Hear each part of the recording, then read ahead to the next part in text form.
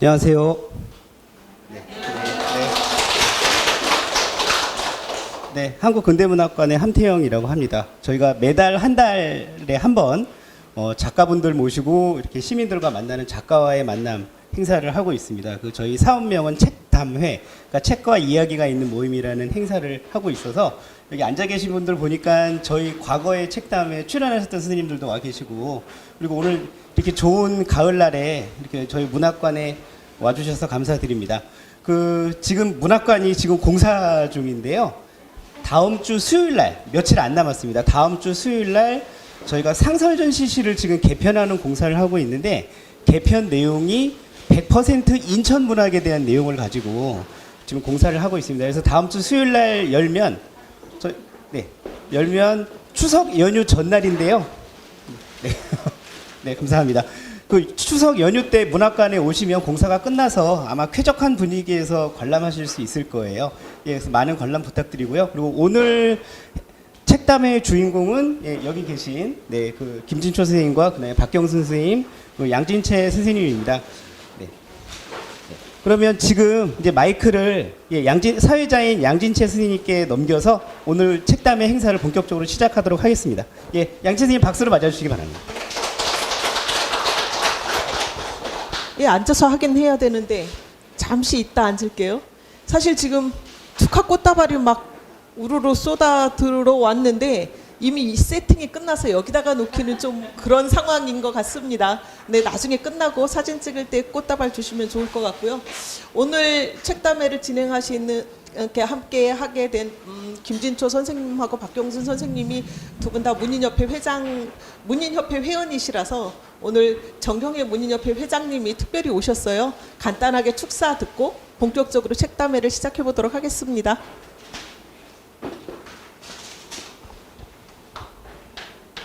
안녕하세요. 인천 문인협회 회장 정경혜입니다. 제가 어제 자유공원 2023년 독서대전에 갔었거든요. 거기서 이렇게 오신 분들 한 말씀 해주시라 그래서 제가 그랬어요. 책에 대해서 말을 해달라. 그래서 책은 누구나 마실 수 있는 퍼내도 마르지 않는 샘물이다. 저는 이렇게 말씀을 전해드렸거든요. 그런데 이 누구나 마실 수 있는 물을 누구나 다 마시지 않는 게 문제겠죠. 근데 우리 여기 계신 우리 김진초 선생님이나 박경순 선생님은 정말 치열하게 글을 써오신 분들이고, 이 자리에서 충분히 오늘 여러분과 이렇게 책담회를 하실 수 있는 분들이에요. 근데 이제 작가가 한 편의 글, 또 한 권의 책을 생산하기까지를 오죽하면 아기를 낳는 상고에 비유하겠습니까? 정말 여러분들 작가 선생님들은 다 아실 거예요. 근데 우리 김치조 선생님이 이번에 엄마상회를 내셨는데, 엄마를 사랑하는 그 지극한 마음도 아시겠지만, 제가 조금 마음이 숙연했던 거는 그 책 머릿말 작가의 글에 정말 밥도 명예도 안 되는 이 길을 꾸역꾸역 왔다. 그러면서 정말 사람보다는 소설에게 신세를 지고 산다. 이렇게 글을 써놓으셨더라고요. 제가 그걸 보면서 진짜 울컥했어요. 그래서 그만큼 이제 힘들게 이 길을 외롭게 오고 있는데, 우리 또 박경순 선생님은 여러분이 아시다시피 항상 여성 1호라는 수식어가 따라다니는 선생님이잖아요. 저 여성 최초의 총경으로 퇴직하시면서 그동안 시집 5권도 내셨는데 어느새 또 이렇게 행복한 도전이라는 책을 내셔서 또 우리 독자분들에게 희망을 줄 수 있는 이런 글을 쓰셨어요. 그래서 저는 그렇게 생각해요. 이 돈도 명예도 밥도 명예도 안 되는 이 길이지만, 분명 이 두 선생님이 써낸 책이 누군가에게는 굉장한 갈급함을 해결해 줄 수 있는 그런 이제 좋은 글로서 희망을 주고 뭔가를 줄 수 있는 그런 책이 될 거라고 믿고, 여러분들도 많이 좀 읽어주시고, 우리 또 인천문협의 자랑이세요. 이 두 분이 다 치열하게 우리 김진초 선생님은 소설집을 이번에 10권째 내셨잖아요. 정말 대단한 이 작가 정신에 도전을 받습니다.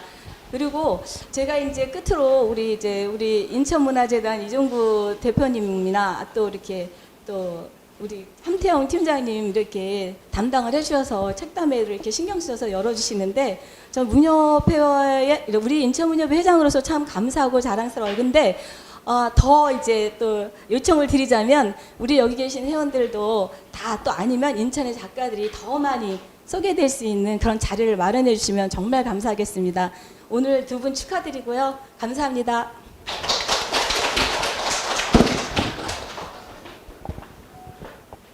네, 지금 이 책담회는 유튜브로도 송출이 되고 있습니다. 그래서 이따가 낭독이나 낭송 하시는 분들은 이쪽으로 오셔서 제가 드리는 마이크를 가지고 말씀을 하셔야 유튜브로 들으시는 분들도 낭송이나 낭독하는 내용을 같이 들을 수 있을 거라고 생각을 하니까 이쪽으로 나오셔서 이따가 하시면 좋겠습니다.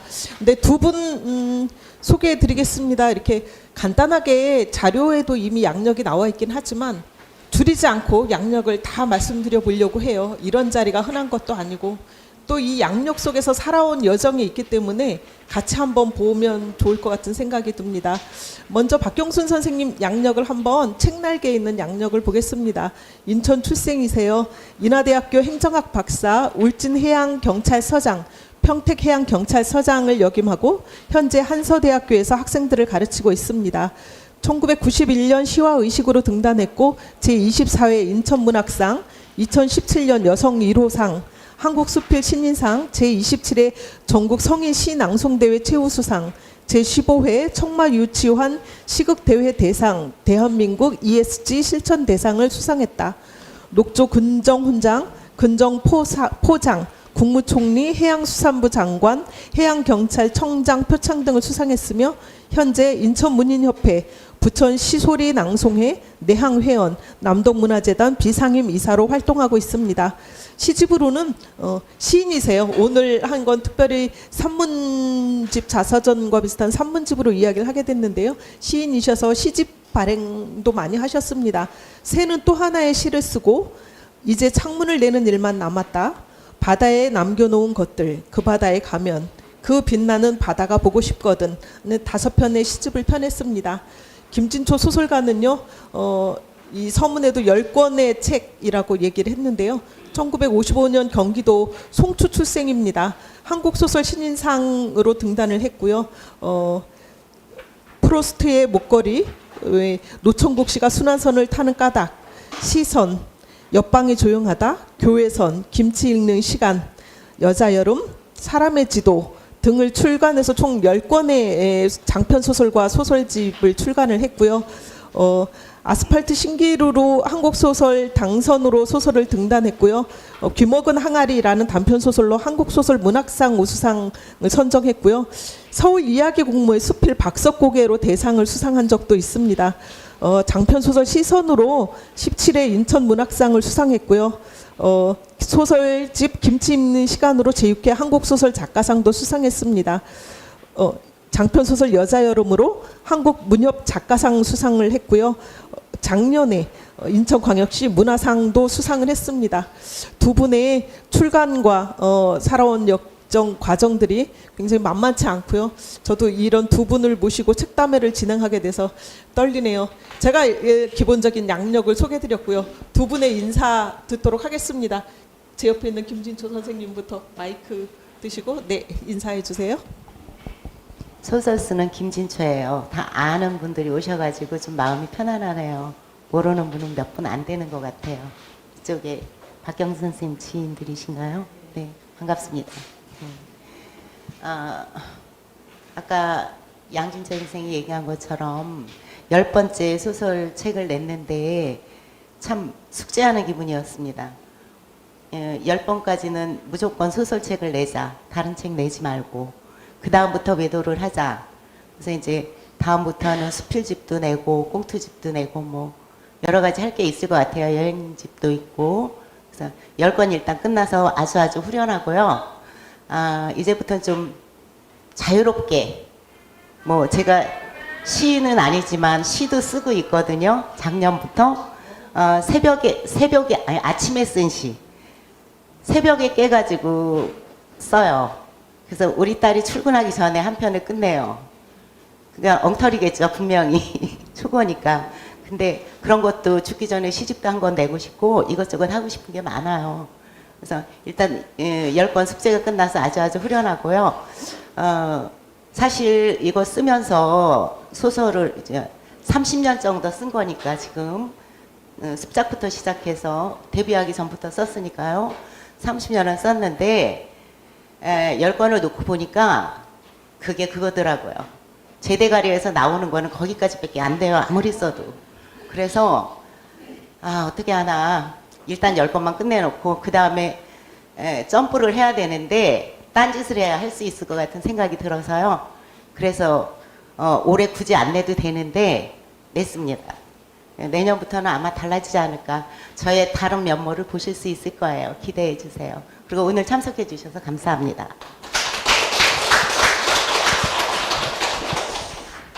가을 햇살이 좋은 아름다운 오후인데요. 이렇게 귀중한 시간을 내서 정말 감사합니다. 이렇게 또 독자하고 만나는 건 저희 처음이에요. 그리고 저는 5권의 시집을 내고 그리고 이제 36년의 그 해양경찰 생활을 마치면서 푸른 제복을 입었던 경찰 생활을 글로 좀 써서 이렇게 고스란히 좀 내보내고 싶어서 몇 년 동안 고민하다가 올해 작년부터 시작해서 이제 어렵게 냈는데요.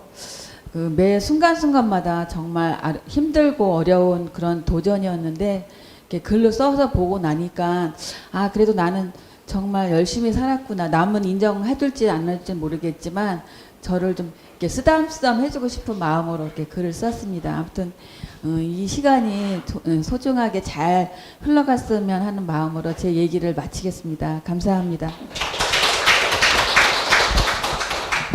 네, 책이 두 분 앞에 이렇게 딱 전시가 돼 있는데요. 혹시 잘 안 보이실까봐 박경순 선생님은 시인이신데 이번에 아까 조금 전에 말씀드렸듯이 36년 2개월이던가요? 네, 그러니까 정말 순경 민원 상담하는 순경에서부터 이 서장까지 36년을 넘는 세월을 해양 경찰로 지내셨어요. 1호 해양 여성 해양 경찰. 그래서 그 내용을 담은 그러니까 36년의 여정을 담은 산문집을 이번에 펴내신 거고요. 김진초 소설가는 엄마 상회. 의외로 굉장히 많은 분들이 이 엄마 상회의 제목에 이렇게 좀 궁금해하시고 공감을 하시더라고요. 엄마를 쭉 늘어놓고 파는 건가는 아닐 텐데요. 이 소설 속에 그러니까 지금 오신 분들이 엄마이기도 하고 또 시어머니나 친정엄마의 엄마이기도 할 텐데요. 그런 다양한 엄마의 삶들이 김진초 선생의 단단한 필력으로 이 땅의 모든 엄마들의 바치는 헌사처럼 이 엄마 상회라는 책을 펴냈습니다. 김진초 소설가는 김치 읽는 시간 이런 것처럼 이렇게 주제를 잡아서 책을 내는 경우가 있었고 이번에 엄마 상회도 그런 의미로 책을 냈다고 생각을 합니다. 이 책을 나온 지 얼마 안 됐는데요. 좀 궁금하더라고요. 이 책 정말 엄마한테 먼저 드렸을까? 이게 이제 이 서문에 보면 엄마에게 이제 드리려고 조금 어머니가 아프신데 드리려고 이 책을 엮었다라는 얘기가 있는데 정말 엄마한테 이 책을 제일 먼저 드렸을까 좀 궁금하긴 하더라고요. 또 만약에 그랬다면 그 엄마는 어떤 마음이었을까? 또 당사자는 어떤 마음이었을까 궁금하기도 한데요. 어떠셨나요? 정말 엄마한테 제일 먼저 드렸나요? 솔직히 고백하자면 2번째 드렸습니다. 책이 나온 날은 저랑 친한 모노들하고 축배를 들었습니다. 갈산역 4번 출구에 가면은 매코미네라고 있어요. 단골집. 거기 대우자동차 근로자들이 많이 오는 집이에요. 아주 저렴하고 가성비 좋은 집인데 거기에서 만나서 축배를 들고 그 다음 날인가 형제들이랑 엄마랑 같이 만나서 식사하면서 드렸죠. 근데 옛날 기억력은 참 좋으신데 아직도 총명하고 그런데 이 단기 기억상실증이라고 하나?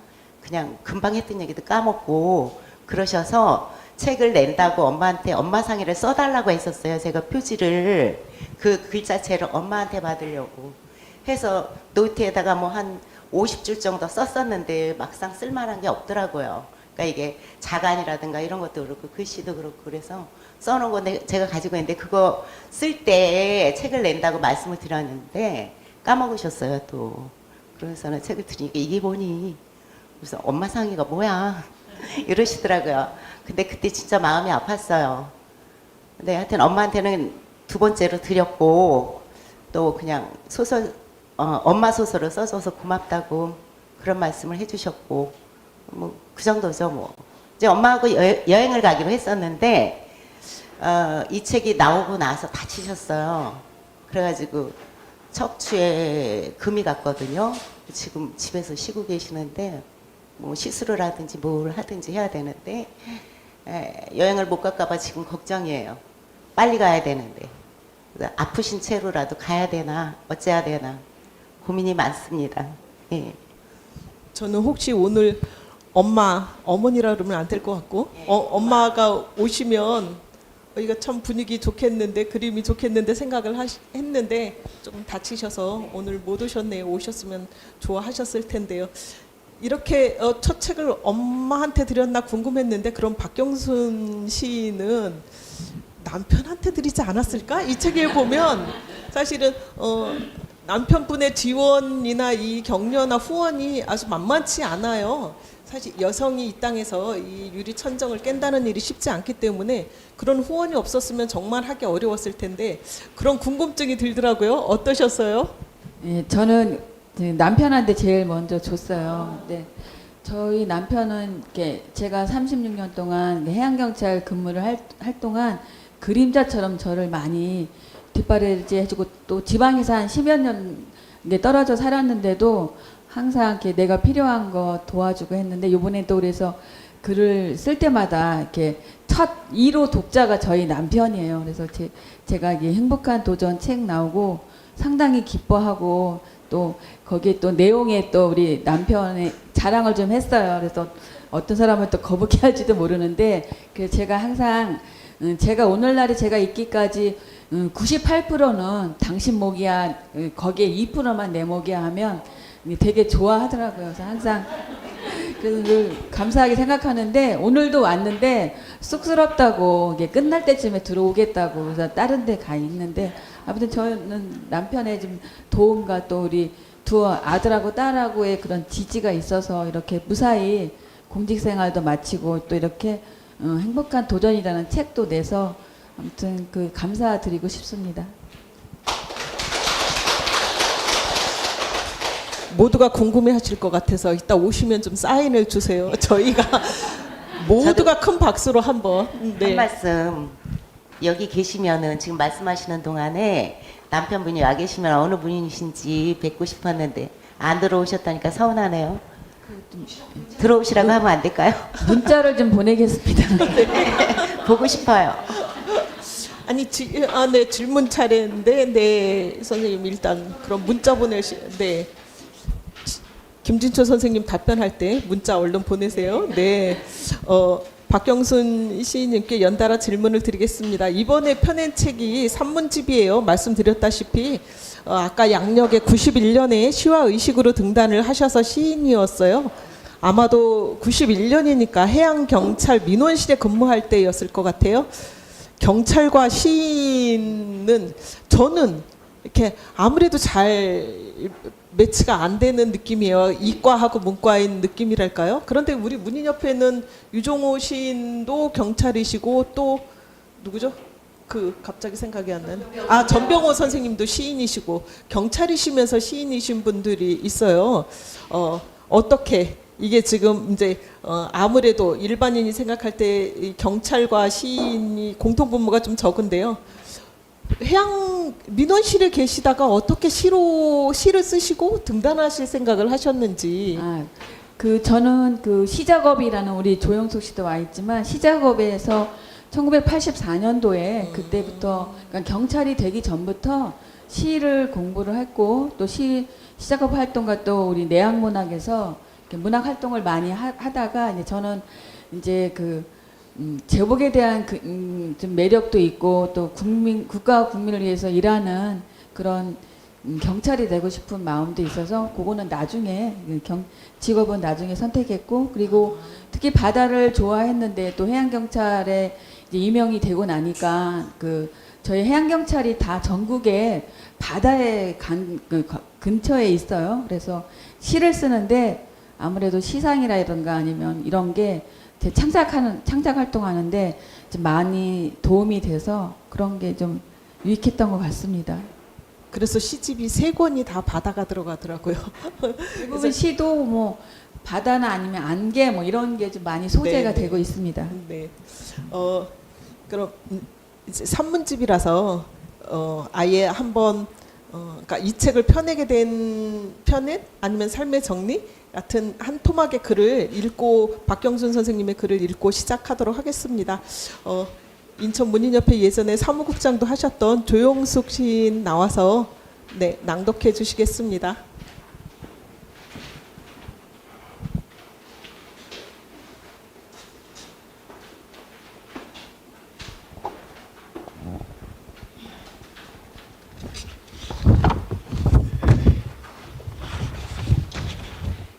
네.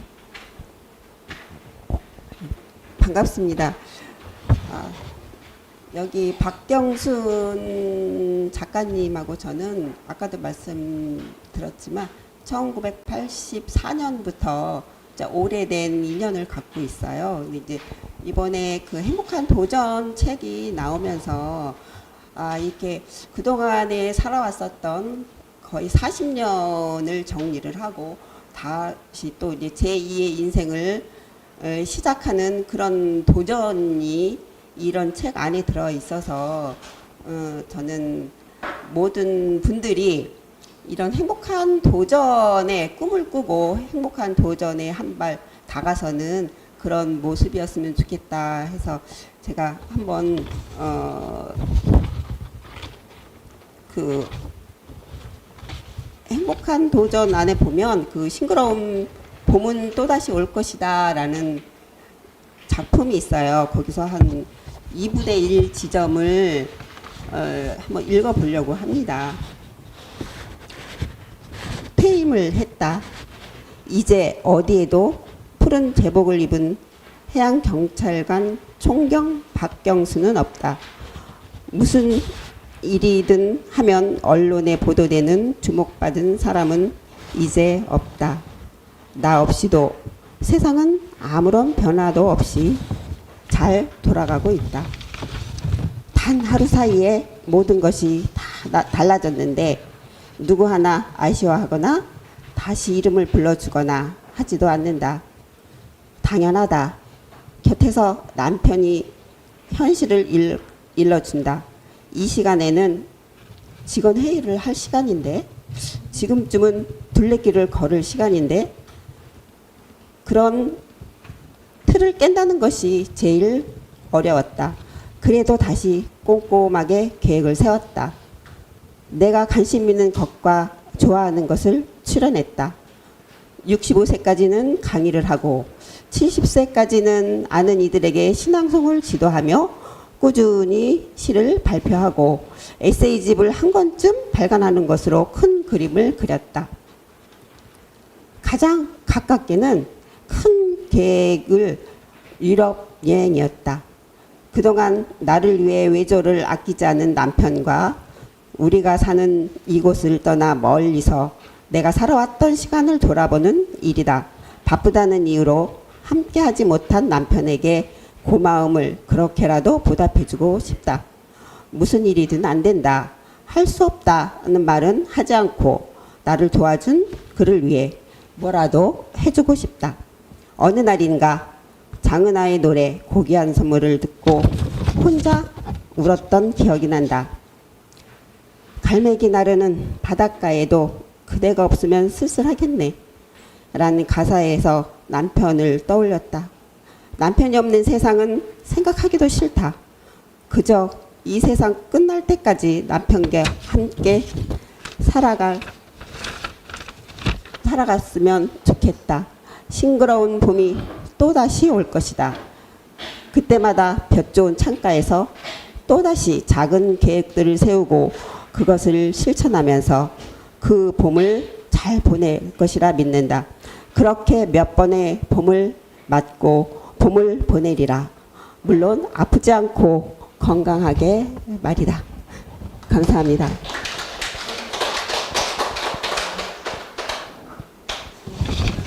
이거 점점 심해지는데. 네. 네. 들어오시지도 않았는데 이렇게 하면 들어오시면 어떻게 되는 거예요, 지금? 네.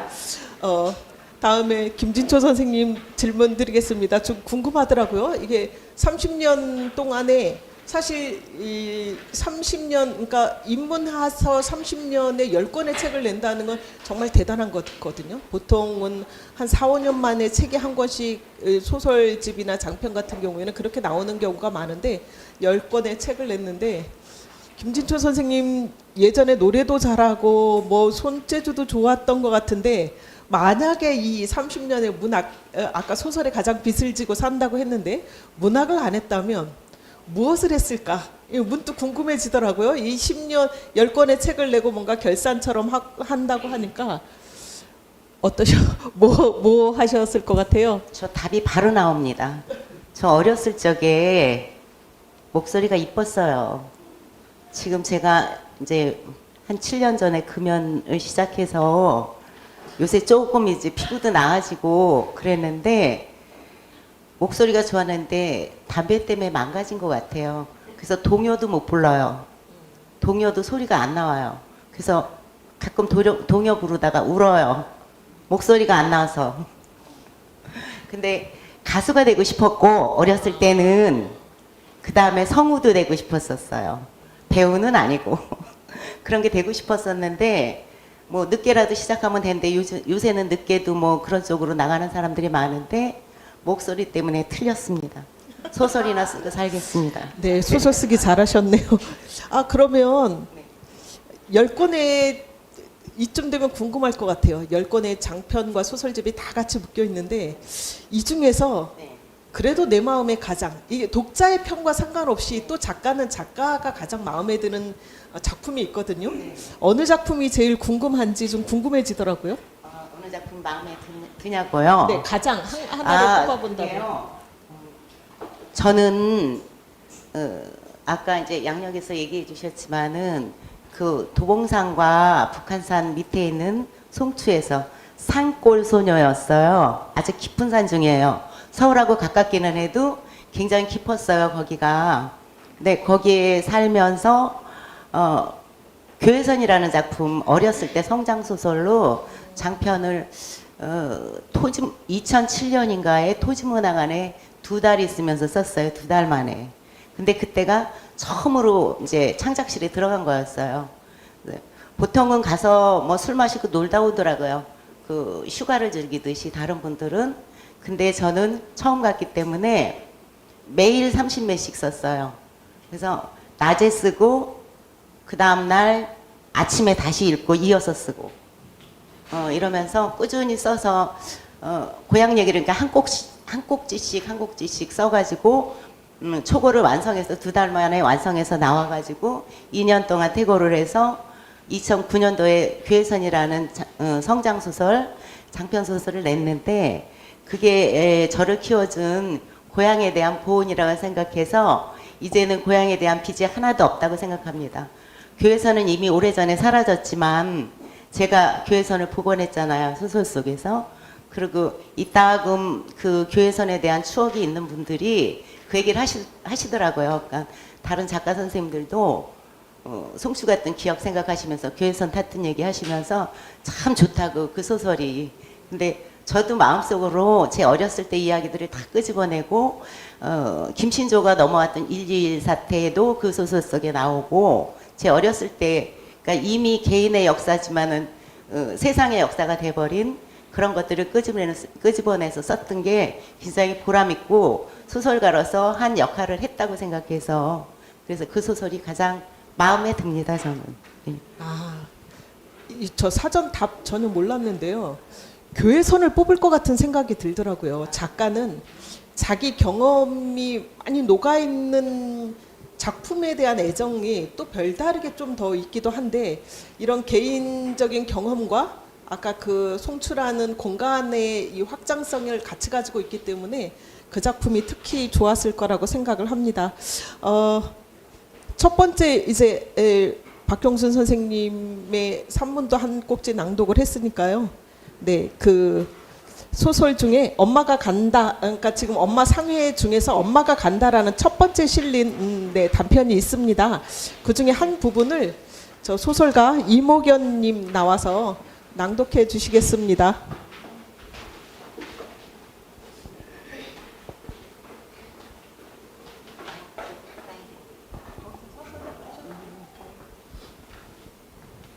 네, 안녕하십니까. 김진주 씨와 30년 지기인 이목연입니다.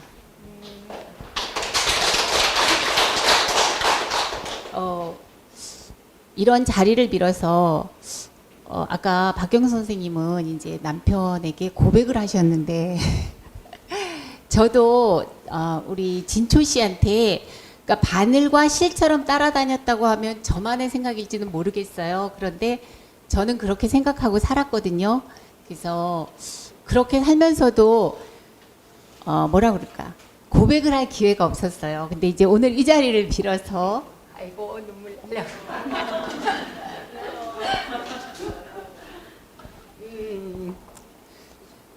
뭐라 그럴까요? 아니에요. 저기 진주 씨는 항상 저에게는 진심이었어요. 왜 그래? 그리고 이제 아까 생각해 보니까 박경 선생님처럼 해양 경찰 해안에 있을 때 보면 내가 찾아가야 할 등대 뭐 그런 역할 그리고 이제 이 삶 속에서는 너무 힘들 때 어쩌면 저를 이렇게 묶을 수 있는 제 마음을 묶을 수 있는 그런 버팀목 같은 그런 아이고 근데 왜 왜 이럴까요? 네 이제 그런 생각을 오늘 오면서 하게 됐어요. 그래서 이런 기회에 한번 나도 고백을 해보자 이렇게 생각을 하고 왔는데 생각보다 많이 울컥해지네요. 왠지 모르게. 그래서 이제 이런 좋은 자리잖아요. 우리 엄마상의 10번째 작품집 내는 거 기념하면서 나도 한번 고백을 하면 좋아하겠지라고 생각해서 얘기를 하려고 마음먹고 왔는데 제가 먼저 울어서 죄송하고요. 제가 이제 오늘 김진초 선생의 엄마상회 중에서 엄마가 간다 잠깐 낭송해 드리겠습니다. 새벽에 눈을 뜨니 벽에 등을 기대고 끄덕이는 엄마가 보였다. 엄마 앞에 이남박이 놓여 있었다. 엄마가 밥하려고 일어났다가 조는가 보다 생각했다. 목이 따끔거리는데도 갈증은 나서 몸을 일으키는데 이마에서 물수건이 떨어졌다. 이남박엔 물이 가득했다. 생전가야 따뜻한 말 한마디 없이 대면대면한 엄마가 밤새 나를 간호해 주었다고? 눈앞의 현실이 도무지 믿기지 않는 순간이었다. 엄마의 종교는 돈이었다. 돈 앞에 남편도 자식도 없었다. 엄마가 얼마나 많은 돈을 가지고 있는지 우리는 모른다. 우리가 아는 것은 엄마가 아무리 부자라 해도 우리와 상관없다는 것뿐이었다. 이따금 엄마의 돈이 불길하게 느껴졌다. 나는 종종 엄마가 도망간 꿈을 꾸었다. 돈 많은 엄마가 어딘들 못 갈까 싶자 더더욱 불안했다. 돌이켜 생각하니 엄마는 꼭 개나리 필 무렵이면 대문에 기대 우두커니 골목을 내다보았다. 누군가를 기다리는 것 같기도 하고 골목을 벗어나고자 노려보는 것 같기도 했다. 그럴 때 엄마는 넋이 외출해 아무리 밥 달라고 소리쳐도 듣지 못했다. 다가가 어깨를 흔들어야 겨우 잠에서 깬 듯 눈을 비볐다.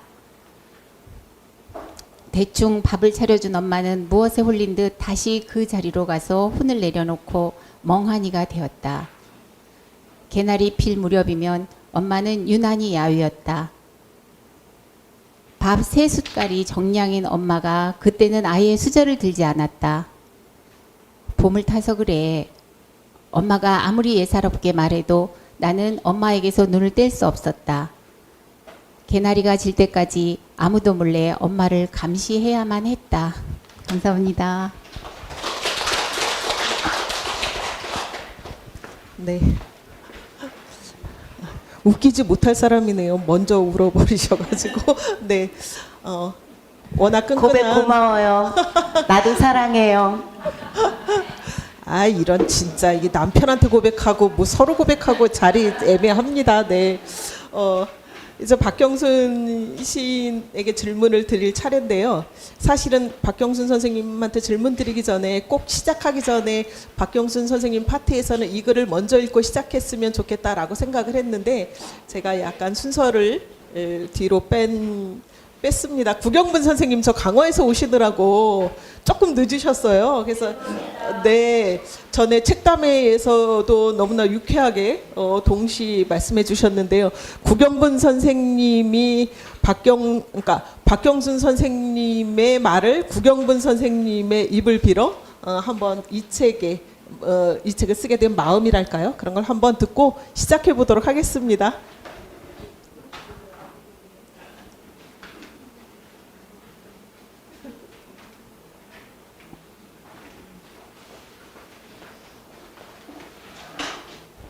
늦어서 죄송합니다. 못 올 뻔했슈. 이거 읽기 전에 박경순 선생님께 참 미안합니다. 왜냐하면 저는 박경순 선생님을 저 멀리에 있는 여인으로 생각을 했어요. 근데 어느 날 여기에 와서 이걸 읽어줬으면 좋겠다 해가지고 너무 미안했어요. 저분은 나를 참 가까이에 두셨었구나. 그런데 나는 저 바닷가에 한없이 멀리 해양경찰님 그렇게 봤어요. 죄송한 마음으로 읽겠습니다. 이제 조금 제가 가까이 두겠어요, 마음으로.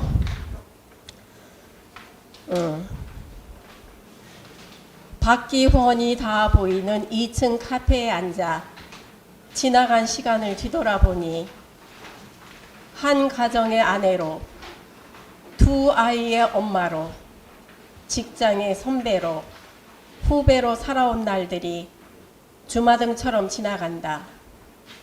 그 속에는 나의 열정과 믿음, 스스로 나를 딛고 일어설 수 있는 회복 탄력성, 해낼 수 있다는 자신감이 있었다. 늦더라도 언젠가는 목표한 것을 이루겠다는 끈기가 나에게는 무기처럼 숨겨져 있었다. 지나온 길을 하나씩 되새기며 어렵고 힘들었던, 그러나 보석처럼 빛났던 시간을 소중하게 꺼내보기로 했다. 이 책을 읽는 사람들에게 헛되지 않게 작은 발자국이라도 남겨서 나보다 더 나은 사람이 되었으면 하는 바람으로 첫 페이지를 연다. 네. 이 책이 엄밀히 말하면 본인의 해양 경찰 생활의 결산이기도 하지만 이런 끊임없이 도전했던 본인의 삶을 통해서 누군가가 어떤 도전을 하고 할 때 뭔가 좀 힘이 됐으면 하는 의미가 있었기 때문에 저 서문에 한번 같이 읽고 시작을 했습니다. 아까 김진초 선생님은 교회선 가장 애착하는 작품이라고 말씀하셨는데요. 박경순 시인님께도 같은 질문 드려볼까요? 네 권의 시집에 시 한 편을 뽑는다는 건 어려울 것 같은데요. 네, 가장 애착하는 시. 가장 애착하는 시는 뭐 다 제가 다 애착이 가는데요. 그 중에서 좀 약간 의미가 있는 시가 한 편 있어요. 뭐냐면 저희 해양경찰 여수에 가면 해양경찰 교육원이라고 폴리스 아카데미가 있는데 거기에 그 충원탑에 제가 해양경찰 충원가를 한 편 시를 써서 거기에 충원탑에 새겨 있습니다. 그래서 직원들이 교육을 오거나 이럴 때 큰 행사할 때 제 시가 거기 있어서 지금 우리 해양경찰이 이렇게 나라를 위해서 일하다가 순직하신 분을 위해서 그 호국의 영령을 기리는 그런 의미 있는 시를 써서 제가 개인적으로 또 해양경찰에 근무하면서 한 시인으로서 그래도 한 작은 게 도움이 되지 않았나 생각을 해서 그래도 해양경찰 추문과가 그래도 의미가 있게 생각을 하고 있고 다 뭐 애착이 가는 시라고 혹시 생각합니다. 그 시를 지금 낭송 그거 좀 길어. 찾아야 되나요? 네, 그거는 네, 조금 이따 찾으세요. 아니 근데 그 시집이 네.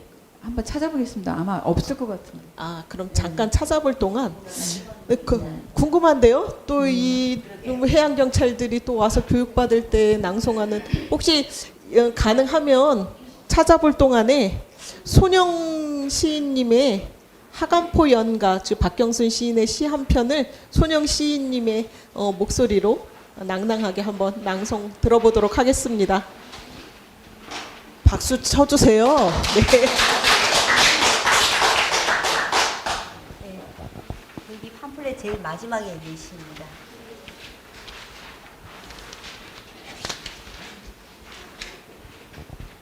네, 하간포도 우리 박경순 선생님이 근무했던 그 바닷가에 있는 이름이라고 합니다. 하간포 연가 박경순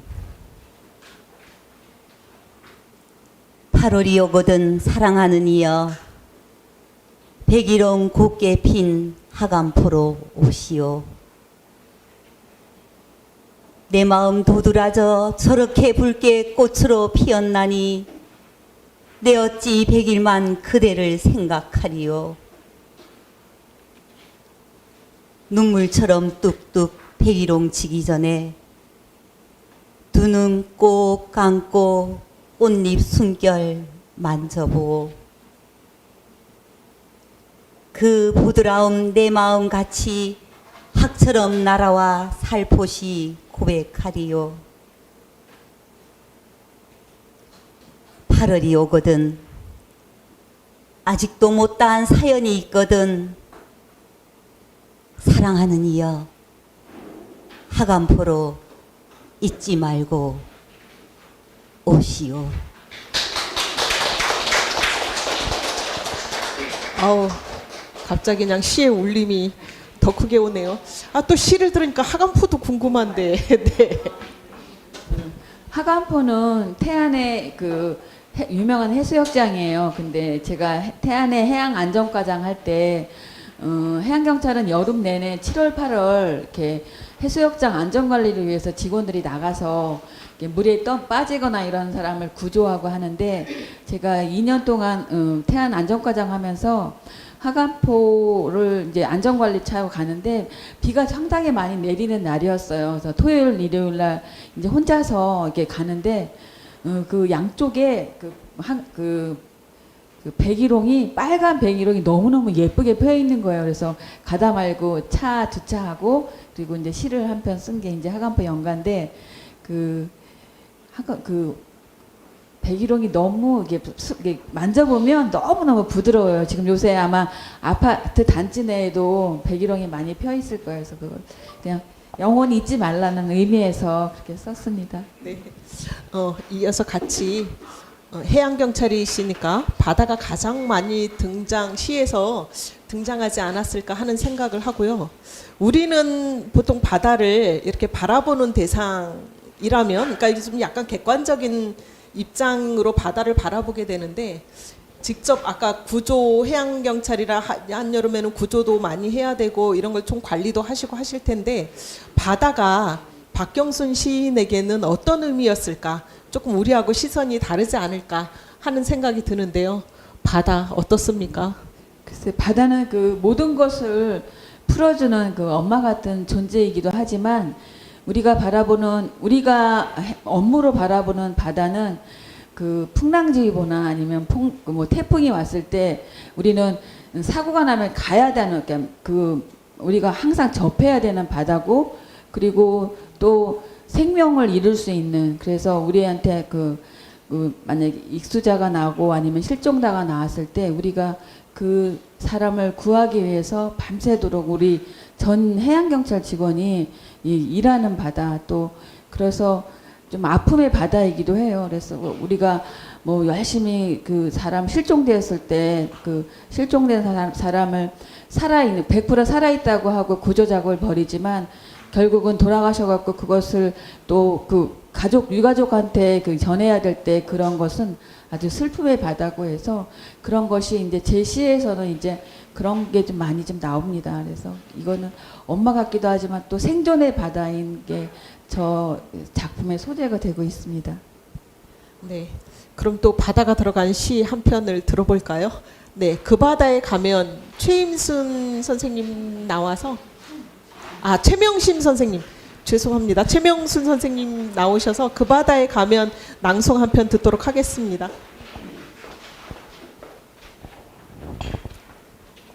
안녕하세요. 저 최명심입니다. 저는 조금 전에 그 시를 낭송하셨던 손영 낭송가, 시인이자 낭송가신 선생님처럼 목소리는 곱지 않지만 예, 저는 지금 낭독하러 나왔습니다. 그리고 박경순 시인에 대해서 저는 이제 내학문학회에 한 10여 년 전에 가입을 하면서 알게 됐는데 가장 인상 깊고 제가 뭐랄까 보기 좋았던 부분은 뭐냐면 아까 오늘의 이 자리에 있기까지는 남편의 외조가 없었으면 어려웠다라고 말씀을 하셨는데 사실 저희가 몇 년 전에 내학문학회에서 문학여행을 곤배령으로 갔었어요. 그때도 남편 되신 분께서 같이 동행을 해주셨는데 하룻밤을 같이 지내면서 정말 이런 남편을 얻어서 이분이 앞으로도 더 크게 되겠구나라고 생각을 했었는데 퇴임하시기까지 여전히 옆에서 정말 행복한 외조를 하고 계시고 또 그 외조를 행복하게 받아서 다 자기 걸로 소화를 하고 만들고 계시더라고요. 그래서 지금 현재 이 자리까지 오신 거 너무 부럽고 제가 오히려 지금 남편 되시는 분 지금 여기 오셨으면 너무 감사하다고 저도 말씀드리고 싶은데 지금 아직 문자를 잘라서 아직 안 오신 건데 예, 그 부분이 굉장히 부럽고 예, 그런 부분입니다. 그리고 항상 그 시가 모든 시집에 다 바다에 가는 이야기지만 또 이제 특별히 좋아하는 시라서 여기 아마 기재를 하셨던 것 같은데 낭송은 잘 못해도 제가 열심히 낭독하도록 하겠습니다. 그 바다에 가면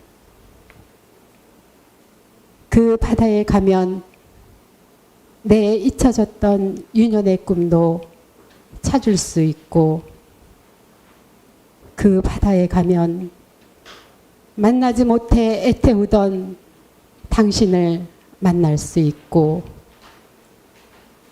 그 바다에 가면 흩어진 생각 모을 수 있고 그 바다에 가면 내 존재의 이유도 깨달을 수 있고 그 바다에 가면 내가 살릴 수 있는 귀중한 생명이 있다. 그 바다에 가면 나는 또 다른 내가 되어 다시 태어난다. 감사합니다. 최명순 선생님 다 같이 낭송 협회에서 막 뭐 하시는 거 아니죠? 목소리 너무 좋으시네요. 이제 김진초 소설가님께 이게 이제 소설집이니까 전체를 다 이야기할 수는 없고 한 편을 꼽아서 이야기를 한다면 어느 작품을 하면 좋겠냐라고 하니까 엄마가 간다를 했으면 좋겠다라고 하더라고요. 엄마가 간다는 아들을 버리고 제가 한 엄마가 같이 사는 자식에게는 한 푼도 주지 않고 그러니까 본인이 뭔가 개놀이 뭐 이런 걸 해서 또 부동산 뭐 이런 것들이 돈이 아주 착착착 벌려요. 근데 같이 사는 자식에게는 돈을 주지 않고 평생 그 모은 돈을 그 버렸던 자식 제가 하면서 놓고 왔던 자식을 이제 찾아가서 주려고 합니다. 근데 찾아갔더니 뭐 어디 저 숲속 어디에서 거의 이제 뭐 몸도 성치 않고 특히 버릴 때 당시에 그대로 손발이 자라지 않은 상태의 아들을 만나게 되고 좀 충격을 받고 다시 돌아오는 과정에 엄마가 교통사고를 당해서 돌아가셔요. 그래서 종교처럼 그러니까 만날 수 없었던 그 아들을 종교처럼 생각하고 본인이 평생 모은 돈을 남편이 돌아가신 뒤에 이제는 나의 아이, 그러니까 감춰뒀던 아이인 거죠. 그 아이에게 돈을 주려고 갔다가 그런 사고를 당하는데요. 저는 그냥 평범한 사람이라 아니 그렇게 이제 지금 그 아들의 나이가 거의 한 50살 정도로 설정이 돼 있더라고요. 그때면 이미 인생을 많이 살 때인데 사실 돈이 필요할 때는 오히려 20대나 30대 뭔가 이렇게 좀 풍랑이 많을 때에 돈이 필요할 것 같은데 좀 그때 좀 어떻게 본인이 번 돈이니까 내가 남편 돈을 갖다 주는 것도 아니고 본인이 번 돈이니까 좀 미리미리 수소문해서 좀 도와줬더라면 저렇게 옷막 같은 집에서 저렇게 살진 않았을까 그런 안타까움이 드는 거예요. 엄마도 그렇게 물론 소설이긴 하지만 사고를 당하지 않을 수도 있고요. 그래서 그것은 어쩌면 내가 아직 엄마를 잘 모르면서 이런 말을 하는 건가, 이런 생각을 하는 건가 하는 생각을 했습니다. 그래서 김진초 작가한테 물어봤어요. 왜 그랬어요? 그리고 그때의 엄마란 어떤 엄마일까요? 이런 거, 이 이제 전체의 주제가 엄마이기 때문에 같이 한 말씀 해주실 수 있을 것 같아요. 그 엄마가 간다의 엄마는 확실한 모델이 있습니다. 제 주변에 지인 중에 있는데 그렇게 찾아왔을 때 그러니까 재혼을 해서 남편은 총각이고 그런 상태로 재혼을 해서 살고 있는데 그 어렸을 때 찾아왔대요. 근데 그냥 보냈다 그러더라고요. 야단쳐서. 그 이후로 아직도 못 만났다 그러더라고요. 근데 실제로 그 모델인 분은 돈을 많이 벌었어요. 아직 안 만났는데 그분은. 그런데 저는 여기서는 이렇게 만들면서 제가 크리스찬은 아니지만은 그 성경 속에 돌아온 탕아가 나오는 대목이 어딘가 있죠. 예전에 한번 뭐 그런 거 어떤 목사님이 얘기한 거를 이렇게 제가 다시 고쳐서 책을 내는 거를 도와드린 적이 있는데 그 부분이 나온 적이 있었어요. 자세하게. 그래서 돌아온 탕아처럼 그렇게 이 버린 아들을 더 품고 그 돌아온 탕아 성경 속에서는 아들은 부모님 작은 아들인가 누구는 부모님을 모시고 살고 얘는 자유를 찾아서 나갔다가 돌아오는데 뭐 양을 잡고 뭘 잡고 해서 아주 귀 대접해 줬다 그러잖아요. 그것처럼 그걸 약간 이쪽으로 빌려와서 그래서 그 아들한테 모든 걸 다 주려고 하는데 여기서 이제 지금 방금 얘기한 것처럼 왜 미리 안 해줬느냐. 그거는 제가 그 입장에 대해서 생각을 해보니까 남편은 총각이고 내 자식이 있는 것도 모르는데 이 사람이 있는 동안은 전전긍긍하면서 살았겠죠. 어쨌든 간에. 그래서 눈치 보느라고 못하고 사실은 남편이 빨리 죽길 바랐을 거예요. 그래야 내 아들을 찾을 수 있으니까. 근데 일체 직접 자유롭게 찾아 나서기 전에는 수소문도 할 수 없는 거죠. 알고 나면 괴로우니까. 그래서 그런 식으로 했는데 또 어떤 분은 또 불편할 수도 있었겠네요. 그래서 하여튼 그 돌아온 탕아를 여기다 약간 집어넣습니다. 제 마음속으로는. 네.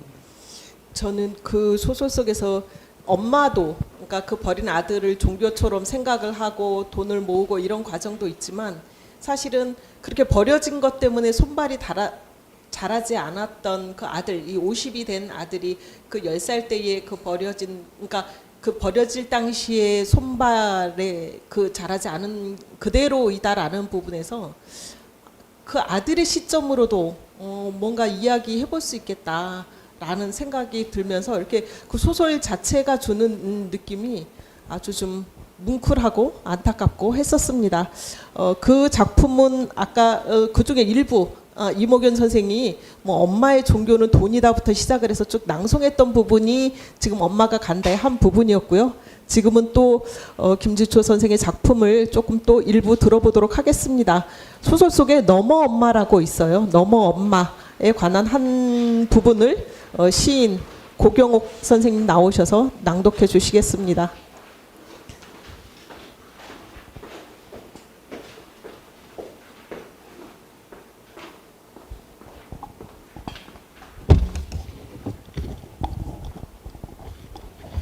네, 안녕하세요. 네, 이 자리에 있으니까 저도 사랑 고백하고 싶네요. 네, 30년 동안 뼈가 으스러지게 사랑하며 서로 욕하며 눈을기며 함께 지냈던 김지철 소설가님하고 그렇게 함께 지냈던 고경옥입니다. 네, 제가 처음에 그 김지철 소설가님께서 낭송을 좀 해줬으면 했을 때 엄마가 간다를 낭송하려고 했습니다. 그런데 소설집을 보다 보니까 그 너무 엄마의 도입부에 제 시선이 가 닿았습니다. 네. 그 내용은 전혀 다르지만 그 눈이 내리는 장면 때문이었을까요? 그 가와바타 야스나리의 설국이 왠지 모르게 떠올랐어요. 예, 그 설국에 보면 국경의 긴 터널을 빠져나오자 눈의 고장이었다. 밤에 밑바닥이 하얘졌다. 신호소에 기차가 멈춰섰다. 이 세 문장은 그 소설 중에 그 도입부에서 아름답기로 유명하대요. 근데 제가 생각하기에 그 김질초님의 이 너무 엄마 사실 뒷부분은 좀 무겁습니다. 근데 어쨌든 이 도입부는 그 설국에 못지않게 아름답다고 생각합니다. 낭독하겠습니다. 너무 엄마 김진초. 한방 눈이 내리고 있었다. 발목이 빠질 만큼 쌓인 눈이로 계속 내리고 있었다. 흰 우유에 파란 잉크 한 방울을 떨어뜨린 듯 차창마다 내걸린 희푸른 아우라가 그로테스크했다. 버스에서 내리자 모공을 긴장시키는 섬뜩함이 발바닥에서 등줄기를 타고 올라 휘슬 소리를 내며 귀로 빠져나갔다. 삐. 재그러운 이명이 한동안 귀에 머물렀다. 나이는 있지만 아직 기울음에 시달린 적은 없다. 왜 이러지? 귀를 씻으려 눈을 멀리 둔다. 저만치 웅크린 산과 방심한 듯 가로놓은 들판에 하얀 휴식. 그것도 오래 보자 귀가 먹먹했다. 시선을 조금 가까이 당기는 순간 외로운 긴장감이 엄습했다. 수직의 오브제 때문이다. 누군가 의도적으로 가져다 놓은 듯 생뚱맞아 보이는 평지목이 내 눈엔 분명 오브제로 보였다. 바람 한 점 없는 들판에서 파르르 떨고 있는 오브제를 카메라에 담았다. 흰눈이 주는 가벼움과 달리 눈은 무겁다. 하얀 무게를 못 이겨 떨고 있는 평지목을 찍어대다 나도 모르게 부르르 진저리를 쳤다. 사방 어디에도 맨 땅은 보이지 않았다. 포장된 땅은 위험하다. 조심해야겠다. 세상은 고요했다. 버스 2대에서 내린 왁자한 목소리를 순식간에 삼켜버린 하얀 고요. 저만 치서 한 여자가 고요를 깨고 있었다. 여자는 넉넉한 순눈 위에 발바닥을 돌려 찍으며 꽃을 피우고 있었다. 하얀 배경 위에 7개의 하얀 꽃잎이 음각으로 세워졌다. 여자에게서는 왠지 슬픔의 내공이 느껴졌다. 여자가 한 발짝 자리를 옮겨 새로운 꽃을 피웠다. 감사합니다.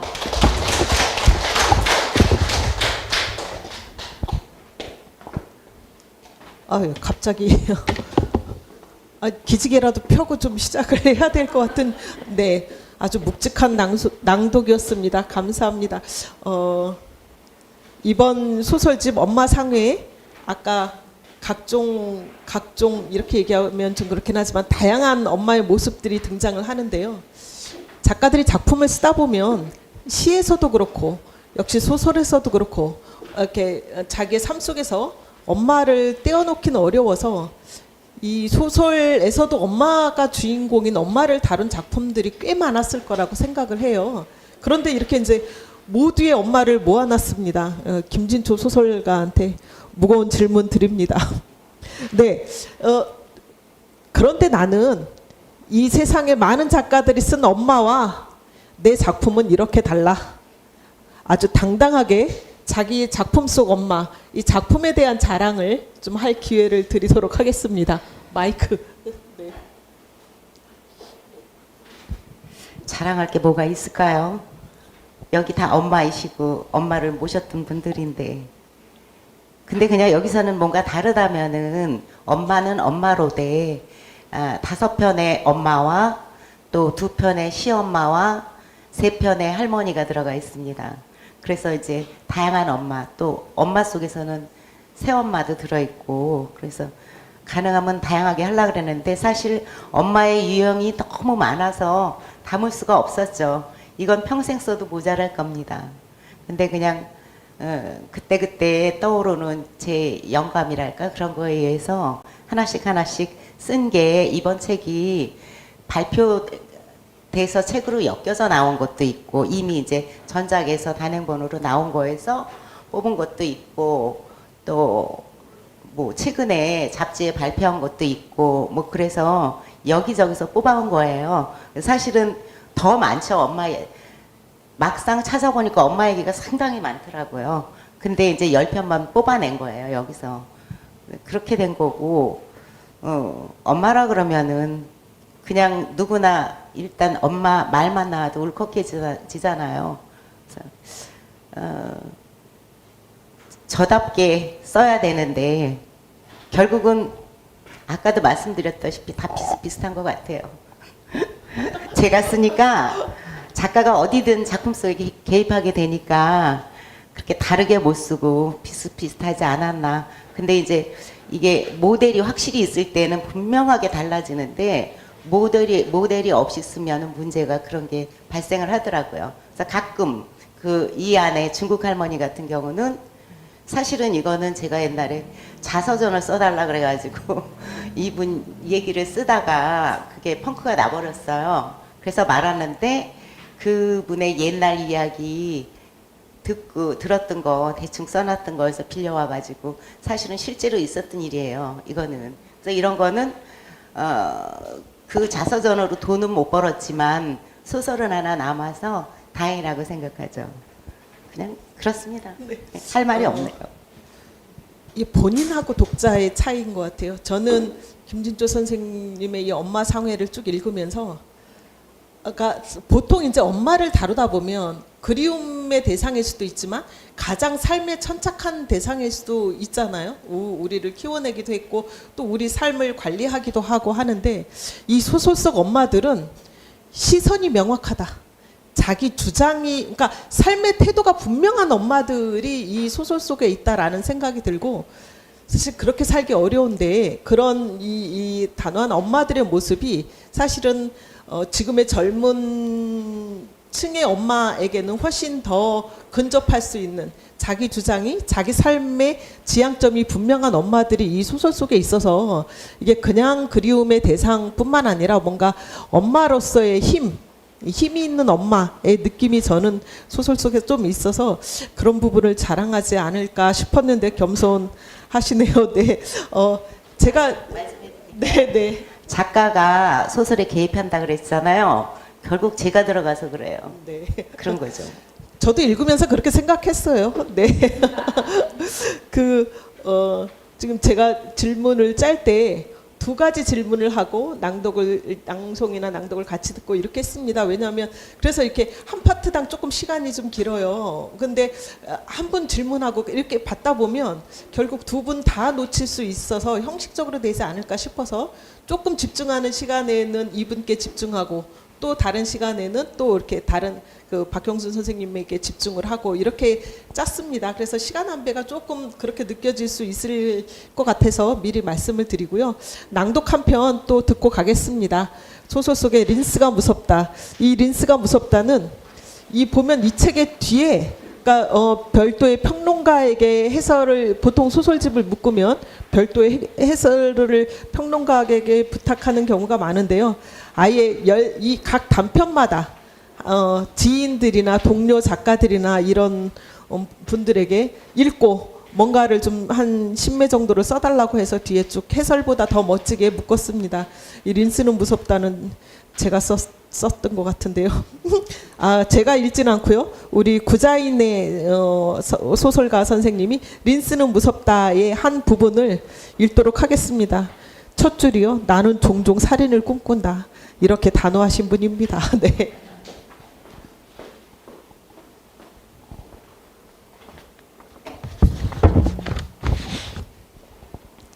네, 안녕하세요. 저는 김진초 작가와 1년 빠진 30년을 함께하고 있는 구자인애입니다. 저는 이제 굴포문학에서 30년을 같이 하고 소주 한 병에서 20년을 같이 소설을 쓰고 있는데요. 가장 놀랍고 참 경이로운 점이 있다면 20년 동안 이제 저희는 1년에 한 번씩 매돌매돌에 내 작품을 내겠다 그러는 약속을 하는데 이제 이렇게 또 이 집안일이 있거나 뭐 그래서 건너뛸 수도 있는데 이분은 20년 동안 그 약속을 한 번도 어기지를 않았습니다. 그래서 정말 치열하게 소설을 사랑하시는 분이다. 그거 하나만으로도 참 존경할 만한 분이다. 이렇게 생각을 하고요. 또 이분은 굴포문학회에서 규율 반장을 하고 계셔서 저희가 조금만 어긋난 일을 하면 바로 잡음이 들어오는 그런 아주 무서운 분이십니다. 그리고 소설도 이제 조금 무섭게 쓰셨는데요. 낭독을 해보겠습니다. 린스가 무섭다. 김진초. 나는 종종 살인을 꿈꾼다. 최선을 다해 몸 바치고 마음 바치면서 돌아서서 칼을 간다. 언젠가는 없애버리고 말 거야. 나를 바보로 아는 사람들, 나를 예의 없이 사용하는 사람들, 홍구멍을 내줄 거야. 어이없는 이유로 죽게 만들 거야. 내가 타당한 이유 없이 당하듯 그들도 터무니없는 이유로 죽어야 해. 내 인생 가장 큰 실수는 기어코 결혼을 한 것이다. 선배 말을 들었어야 했다. 엄마 말은 안 들어도 선배 말은 듣는 세상 아니던가. 데이트를 망치고 온 내가 이불을 뒤집어 쓰고 있을 때 엄마가 다가와 말했다. 울지마 선주야. 솔직히 엄마는 네가 결혼 안 했으면 좋겠어. 그 남자뿐 아니라 딴 남자하고도 말이야. 여자는 결혼하면 무조건 억울해지게 돼 있어. 제 아무리 똑똑한 여자도 피해갈 수 없어. 엄마는 내 딸이 억울하게 사는 거 싫어. 솔직히 이건 엄마가 아니라 선배로서 하는 말이야. 뻔히 알면서 그 길을 가라고 못하겠어. 우리가 남이냐? 넌 내 딸이야. 내 말 무슨 뜻인지 알지? 그건 위로도 뭣도 아니었다. 결혼은 해도 후회, 안 해도 후회라. 하고 후회하라는 말이 괜히 있겠는가? 나는 엄마도 선배도 믿지 않았다. 다만 막막한 앞날을 어떻게 뚫고 나갈까만 고민했다.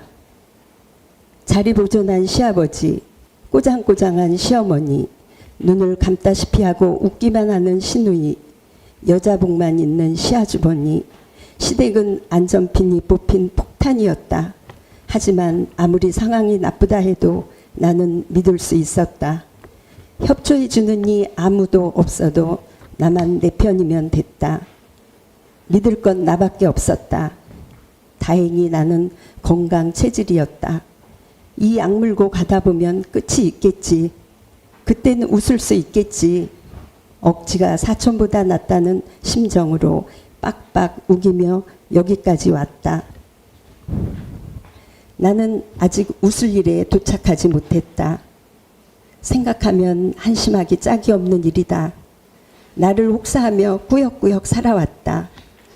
주인을 잘못 만나 평생토록 종종된 내 몸뚱이가 불쌍하다. 머슴을 살아도 하녀를 살아도 이보단 나으리라. 지금 내가 사는 세상이 21세기라는 게 믿기지 않는다. 환갑이 지나도 내 삶에 내가 차지할 시간은 없다. 그래서 서럽다. 네, 감사합니다.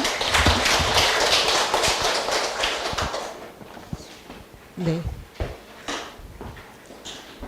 설은 엄마인데 단어에서 설다라는 네. 네. 박경순 시인님께 질문 드리겠습니다. 여성으로서 처음으로 푸른 제복을 입은 해양 경찰이었어요. 나중에는 울진과 평택에서 해양 경찰서장까지 지내기도 했고요. 그 과정에서 정말 많은 도전을 했고 유리천장을 깨고 첩이라는 많은 기록을 남기기도 했어요. 또 그런가 하면 산문집을 읽다 보니까 이 해양 경찰 시절의 다양한 에피소드가 나오는데 남자 경찰은 아무래도 쉽지 않은 세심하고 자상한 면모가 많이 나와요. 실제로 뭐 이렇게 시험을 봐서 좋은 결과를 나온 그 경찰에게 꽃을 선물한다든가 아니면 개인에게 그런 선물을 한다든가 또 양육의 부담을 아는 여성 경찰에게 좀 더 세심한 관심을 기울인다던가 뭐 또 생일엔 뭐 케이크와 편지를 직접 써서 준다던가 이렇게 지금 상황에 정말 하기 어려운 세심한 일들을 또 이렇게 경찰서장이라는 또 이렇게 해양경찰의 직분을 가지고 있으면서 그 일을 다 하시더라고요. 그래서 이건 정말 시인이기 때문에 이런 해양경찰의 일을 할 때도 이런 세심한 면모들이 같이 나오는 게 아닌가 하는 생각을 했어요. 두 가지를 다 해보니까 어떻던가요? 이럴 때 이 두 가지를 하길 정말 잘했어. 아까 그 어디에 그 충운탑 같은 데에 시가 써 있었을 때도 정말 이 두 가지를 하길 정말 잘했다고 생각이 들었을 것 같은데요. 특히 좀 그런 에피소드 있으시면 하나 말씀해 주시면 좋을 것 같아요.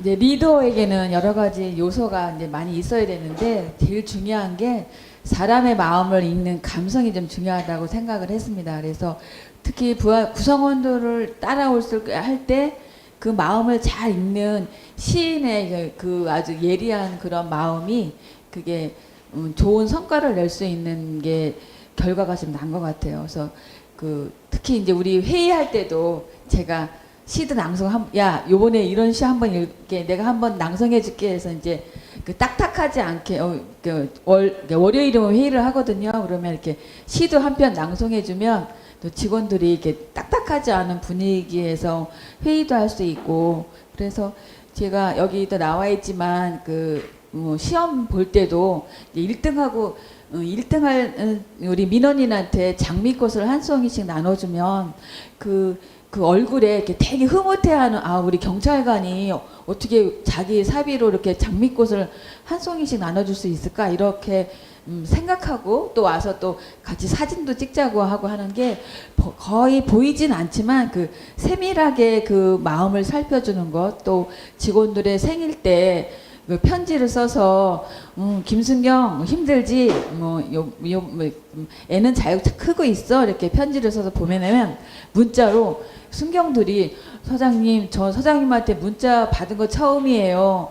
더 열심히 일하기 거기 편지에는 열심히 일해라 이런 말이 안 들어있어도 정말 열심히 일하겠다는 그런 다짐의 문자 메시지를 받으면서 야 이게 경찰이라도 다 딱딱하고 뭐 권위적이고 이런 게 아니라 사람의 마음을 이렇게 감성적으로 움직일 수 있으면 어떠한 게 조직도 이렇게 성과 목표를 잘 달성하는데 일조하지 않았나 해서 저는 이렇게 36년 2개월 동안 해양경찰관으로서 근무했고 또 5권의 시집을 낸 시인으로서 서로 둘 다 이 시인이라는 직업과 또 경찰관이라는 직업이 둘 다 이 시너지 효과를 얻어서 저는 이렇게 돌아보면 정말 잘했어 이런 게 생각이 또 누구한테도 감히 나는 이렇게 두 가지를 정말 아끼고 사랑하고 이렇게 앞으로도 뭐 내가 해양경찰이라는 거는 뭐 변함없는 사실이고 그래서 그런 게 둘 다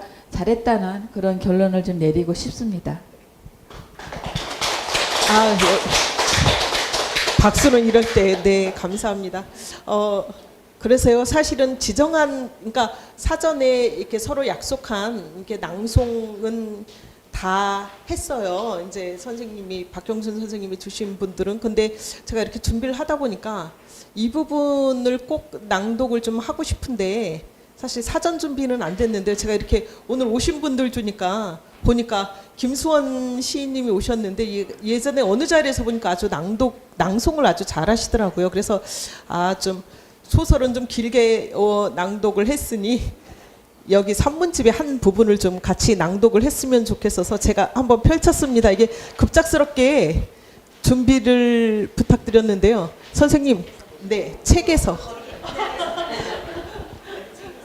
네.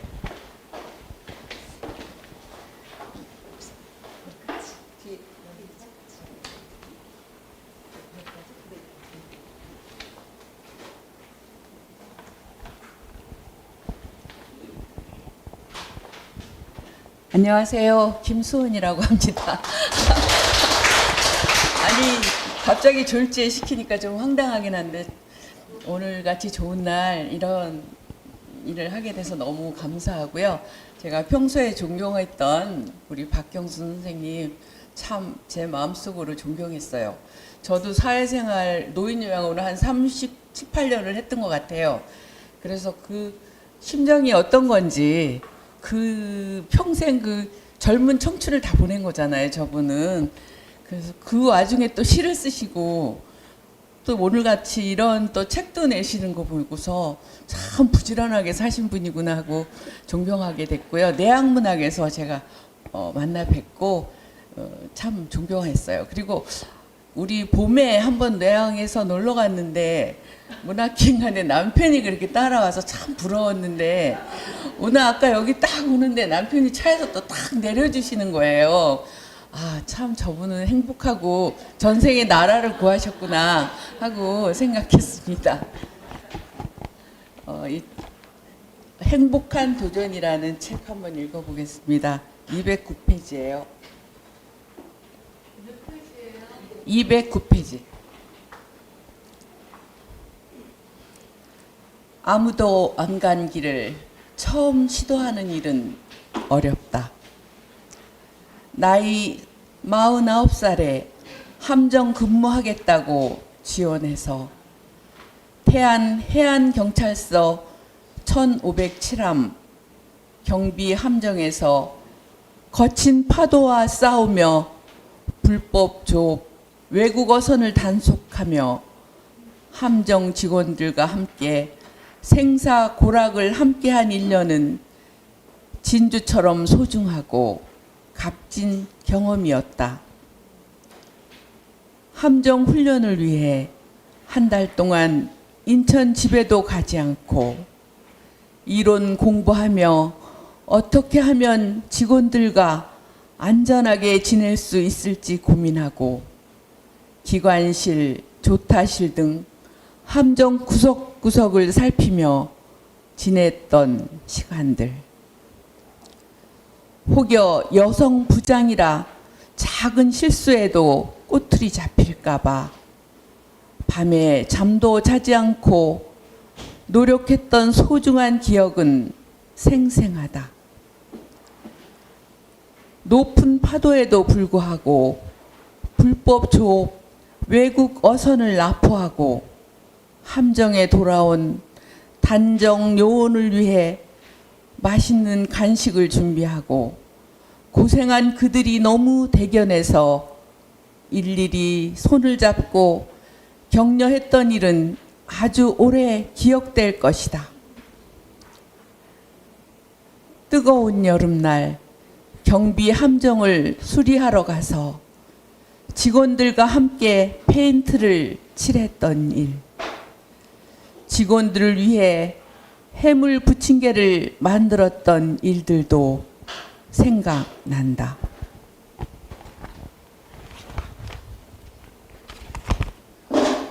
동해, 울진, 평택, 태안 등 지방 근무할 때도 혹 상관이 여성이라 불편해하지 않을까 더 세심하게 관심을 기울이고 업무에 임했다.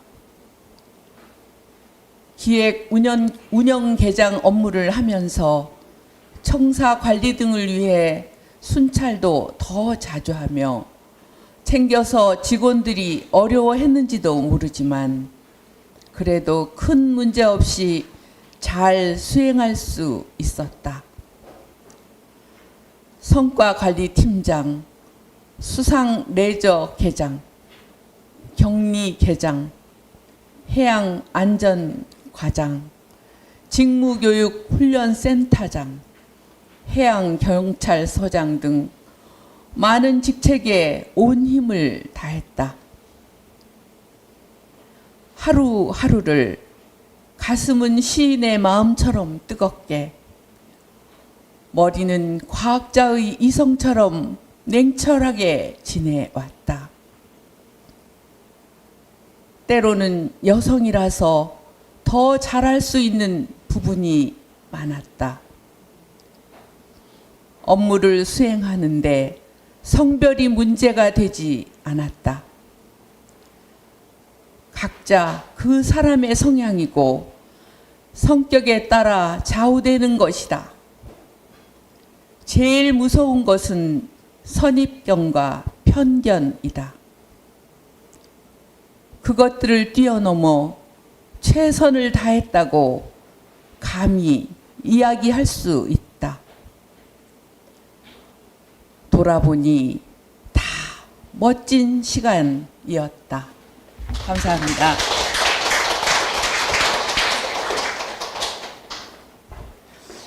네.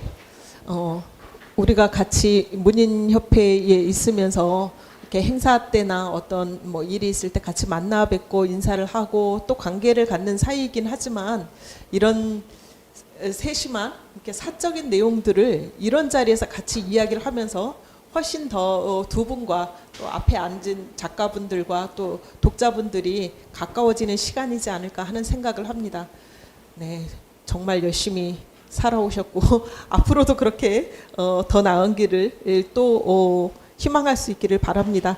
네, 거의 이제 마무리 단계에 들어와 있습니다. 김진초 소설가님 이제 조금 더 질문을 드린다면요. 이렇게 10권의 책을 앞에 놓고 있으니까 사실 그때그때 책을 낼 때는 이게 다 발표를 했고 퇴고가 완성이 돼서 책을 묶는데 이렇게 10권을 쭉 앞에 놓고 아마 어느 날 이렇게 뭐 딸하고도 누구하고 술잔을 좀 앞에 놓고 10권을 쭉 바라보면서 사실은 나도 미처 몰랐는데 이 10권이 이런 주제 혹은 뭔가 간통하는 뭔가가 있었구나. 나의 소설 속에서 이런 걸 한번 느끼지 않았을까? 아니면 이 질문을 통해서 한번 그런 걸 생각해 보면 어떤 답이 나올까 하는 궁금증이 일더라고요. 어떠셨을까요? 멍한데요. 질문이 어려워요. 그런 거 남이 얘기해 주는 거 아닐까요? 작가는 쓰기만 하고. 누구 혹시 얘기해 주실 분 있을까요? 얘기해 주실 분 있으시면 해주세요. 저는 모르겠네요. 아까 뭐 30년 되신 분들 네, 한번 10권의 김진초 작가. 자기는 자기를 못 보잖아요. 양춘자 선생은 어떻게 보셨습니까? 네. 네, 한 말씀 해주시죠. 그동안 다 지켜봤으니까. 일단 그러니까 저는 그렇게 한 10권의 책에 대한 관통을 할 수는 없지만 참 뚝심 있는 작가다라는 생각을 해요. 그러니까 어디에 휘둘리지 않는다. 그러니까 문학의 조류에 휘둘리지 않고 또 사람의 어떤 조언이나 어떤 비판이나 이런저런 말들에 휘둘리지 않고 내 갈 길을 오로지 간다.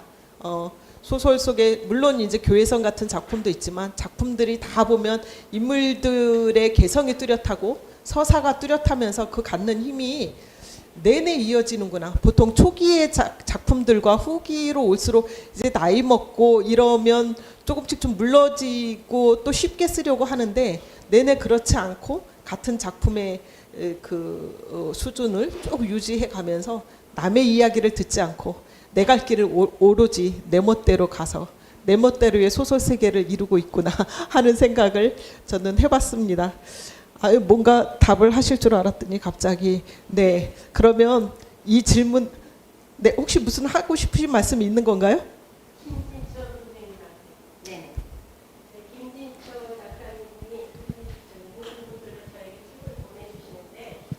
아니 제가 질문을 정리할게요. 제가 그냥 말씀하시면 제가 질문을 요약해서 말씀을 할게요. 질문이 아니라 인천문단의 소설가님들 정말 소설 잘 쓰셔요. 그중에 김진초 소설 너무너무 재미나요. 사실 소설책 받으면 분량이 길잖아요. 읽기 어렵잖아요. 저 다 읽습니다. 왜 다 읽냐? 재밌어서. 너무 감사해요. 여기 계신 이목연 소설가님, 자인의 소설가님 등등 많이 계시잖아요. 인천 문단 소설가님들 사랑합니다. 고맙습니다. 네. 아우, 저렇게 사랑스러운 구경분 동화 동시 쓰시는 아동문학 선생님이 덕담을 해주셨네요. 네, 문인협회의 소설가 분들이 아주 많지는 않은데요. 다 열심히, 물론 또 소설가만 그러겠습니까? 문인협회가 이렇게 든든하게 계속 나날이 좀 더 높은 위상을 갖는 건 그 회원들의 창작열, 그 힘이라고 생각을 합니다. 네, 본인이 정작 답을 안 하면서 다른 분이 덕담을 해주셨네요. 네, 마지막으로 저 김진초 선생님이 본인의 작품 중에 두셋다람이라는 작품 중에 일부를 낭독해 주시겠습니다. 사실 이 작품은요, 저희 엄마를 보면서 제가 쓰게 된 거예요. 가장 저와 유사한 거죠, 이 작품이요. 그리고 또 쓰게 된 계기가, 사람이 늙는 게 그렇더라고요. 이게 서서히 늙는 게 아니라 갑자기 툭 떨어져요. 완만하게 가다 툭 떨어지더라고요, 늙는 속도가. 그러니까 저희 엄마가 저보다 더 건강하셨는데 더 빨리 걷는 거 좋아하시고 그러셨는데 80 넘으면서 80 한 2, 3세 되면서부터 건강이 나빠지기 시작하셨어요. 계속 꾸준히 나빠지는 거죠. 근데 그 처음 나빠질 때가 아주 급작스럽게 나빠지시거든요. 그래서 우리도 여기 연세 있는 분들 계시니까 천천히 늙는 거 아니니까 갑자기 난 괜찮아 하지만 괜찮지 않습니다. 어느 날 문득 툭 떨어질 수 있습니다. 근데 이제 이 엄마가 처음 느낀 게, 그렇게 빨리빨리 잘 걸어 다니시던 분이 택시도 안 타고 대중교통만 이용하시고 그러던 분이 8차선 도로 앞에서 한숨을 쉬시더라고요. 그게 시작이었어요. 8차선 도로를 바라보면서 도착하면 이제 파란불로 바뀌었으면 건너야 되잖아요. 못 건너고 주저앉아요. 앉아서는 다음 신호가 올 때까지 좀 쉬어야 되는 거예요. 신호가 떨어졌어도 안 가고 좀 잠시 쉬었다가 딱 바뀌자마자 요이 땅 해가지고 막 뛰어가셔야 되는 거예요, 부지런히. 근데 아무리 부지런히 걸어도 속도가 느려요. 8차선을 한 방에 건너기가 아주 어려워요. 그러니까 그걸 보면서, 그 8차선 도로 때문에 우리 엄마의 늙음을 보면서 이 소설을 써야 되겠다라고 시작을 했고, 또 재작년 겨울이구나. 그때 또 엉치뼈를 다치셔가지고 돌아가시는 줄 알았어요. 근데 뭐 이런저런 치료를 받으면서 나아지셨어요. 한 석 달 만에. 그래서 엄마 돌아가시기 전에 여행을 하자, 엄마하고. 그래서 작년에는 한 3번 정도 갔어요, 여행을. 하룻밤 자고 오는 걸로. 그리고 멀면 안 돼요. 그래서 성모도에 가서 하룻밤 자고, 을왕리 가서 하룻밤 자고, 또 가을에 을왕리 가서 또 자고. 그런데 거기 가서 그 소주 한 잔 하면은 너무 행복해 하세요. 진짜 딱 한 잔. 그래서 엄마가 약주를 드시는 거, 행복하게 약주 드시는 거 보면서 여행을 자주 가야 되고 엄마한테 꼭 만나면 식사하면서 반주를 꼭 권하거든요. 지금도 거절 안 하고 드세요. 우리 굴포문학의 김순자 씨라고 계신데 그분도 한 잔은 꼭 드시거든요. 그분처럼. 그러셔서 작년에 여행을 했었는데 여행이 끝나고 나서 이제 이 소설을 쓰게 됐습니다. 근데 이 8차선 도로 얘기입니다. 결국은 이게 두세 딸암 완만한 내리막은 없음을 엄마를 통해 알았다. 딸인 나보다 걸음도 더 빠르고 힘도 더 센 엄마였다. 체격은 작아도 못하는 게 없는 엄마는 뭐든 망설이는 법 없이 팔 걷어붙이고 시원하게 해치우는 슈퍼우먼이었다. 젊은 나는 늙은 엄마 앞에서 엄살이나 부리고 게으름 피면서 호사를 즐기는 얌체족이었다. 그건 엄마 있는 사람의 특혜였다. 나는 엄마를 껴안고 엄마가 있어서 참 좋다며 알랑방귀를 뀌었고 엄마는 그래 있을 때 실컷 알뜰하게 사용해라. 너희들 사용하라고 있는 몸이니깐 두루 하면서 애매한 표정으로 웃곤 했다. 고비는 80이었다. 80이 넘으면서 엄마의 나사가 마모되기 시작했다. 짱짱하던 나사가 하나씩 헛돌면서 엄마의 중심이 기울었다. 나보다 빠르던 엄마의 걸음에 제동이 걸린 것이다. 몇 걸음 걷다 주저앉아 한숨을 쉬는 엄마. 엄마는 벤치보다 쪼그리고 앉아 쉬는 게 더 편하다며 길을 가다가도 쪼그려 앉기를 반복했다. 패션 지팡이를 사들이자 엄마는 아직 지팡이 불 정도는 아니라면서 펄쩍 뛰었다. 엄마의 일상에서 최고의 난간은 바로 집 앞에 있는 8차선 도로였다. 안전하게 건너가라고 있는 횡단보도가 엄마한텐 저승처럼 멀기만 했다. 그럴 땐 예열이 필요했다. 횡단보도 앞에 쪼그리고 앉아 쉬면서 다음 신호를 받기까지 기운을 모았다가 준비 땅 하면 죽어라 걸어야 했다. 횡단보도에 도착하자마자 녹색 신호를 받는 행운도 소용없는 나이였다. 녹색 신호가 떨어지고 단번에 건너려면 일단 숨을 고르고 에너지를 축적해 달릴 준비를 하는 게 순서였다. 8차선 횡단보도 중앙선에서 한번 쉬었다 가면 딱 좋은데 그건 목숨을 담보로 하는 위험한 일이었다.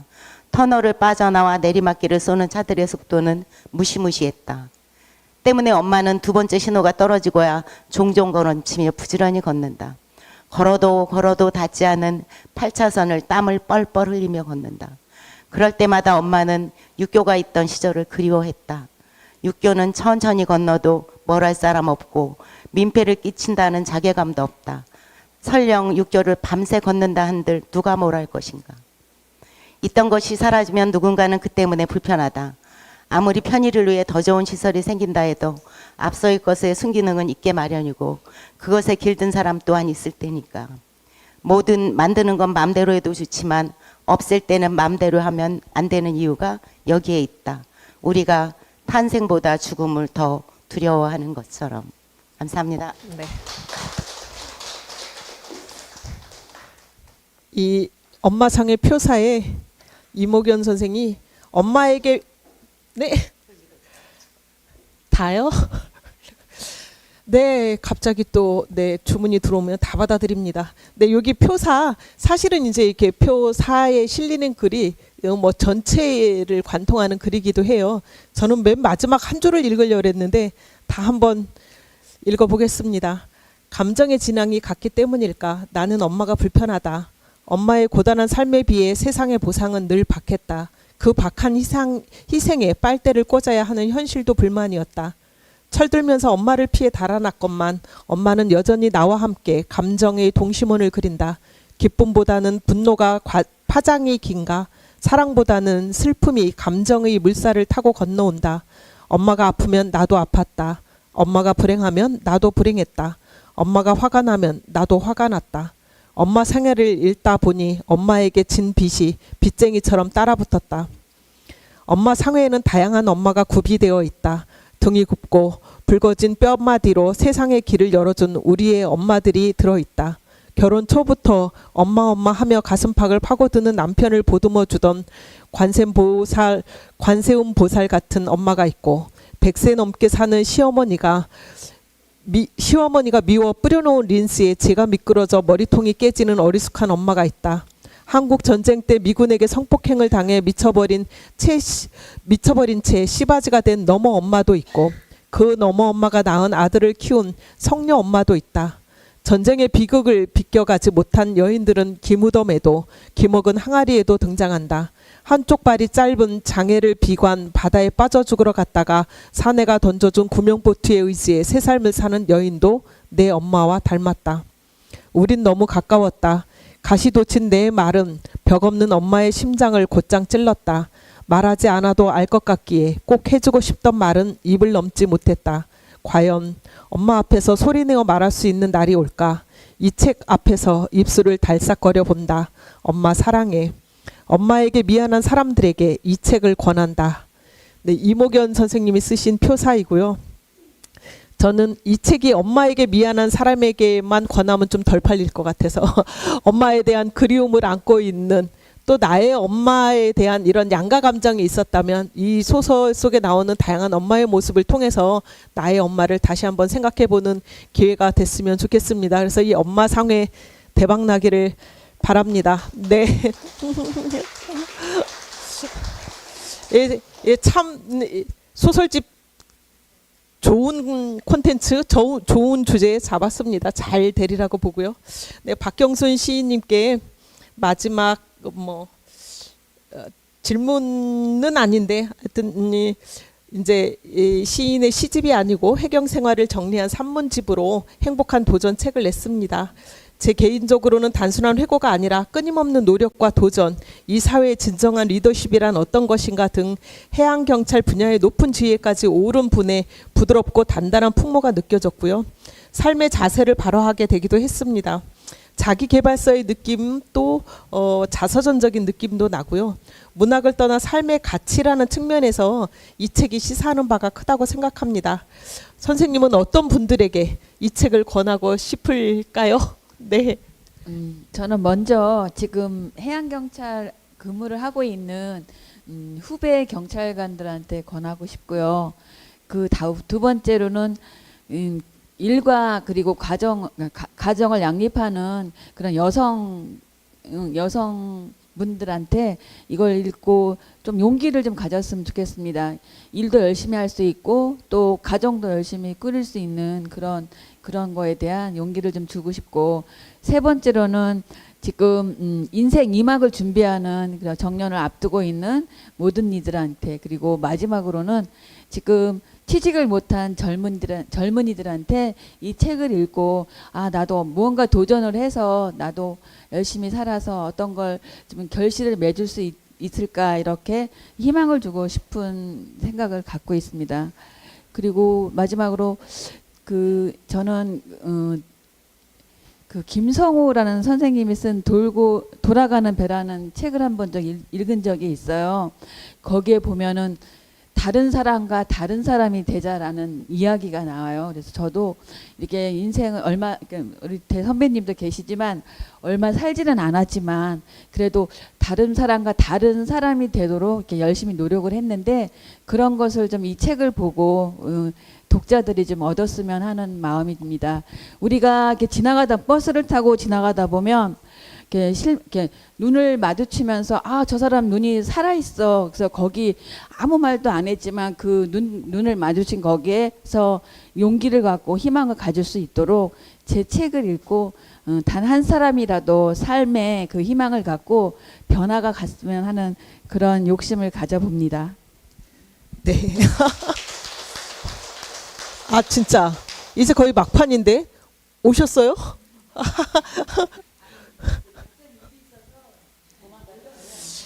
네, 98% 참 뵙기 어렵습니다. 네, 아까 사전에 잠깐 만났을 때 이 책을 내고 출판사에서 이 책 덕분에 좀 먹고 산다라는 얘기를, 그러니까 책이 좀 나간다고 말씀하셨는데요. 아니 누구한테 권하냐고 질문을 드렸는데 가만히 따져보니까 전 국민이 다 읽어야 되는, 청년도 읽어야 되고 인생 2막도 읽어야 되고 여성도 읽어야 되고, 네, 이 행복한 도전, 그러니까 도전하는 것이 쉬운 일은 아니잖아요. 어떤 것에 도전을 한다라는 건 쉬운 게 아닌데 그 속에서 그것을 긍정적인 마음을 품고 뭔가 해내려는 마음, 그래서 행복한 도전이라는 제목을 지었다고 생각을 하고요. 정말 도전하는 때 이 책을 통해서 힘을 얻기를 바라는 마음입니다. 제가 박경순 선생님한테 마지막에 선생님이 이 시를 좀 낭송해 주면 어떻겠느냐고 제가 제안을 드렸는데요. 함장이 되고 싶다라는 시가 있습니다. 네, 마지막으로 시인의 낭송으로 이 시인님도 무슨 아까 양력에 보니까 낭송가 뭐 무슨 상도 받으시고 그랬는데요. 아주 궁금합니다. 네, 함장이 되고 싶다 듣겠습니다. 제가 이제 목표를 많이 세워서 하나씩 다 이루었는데요.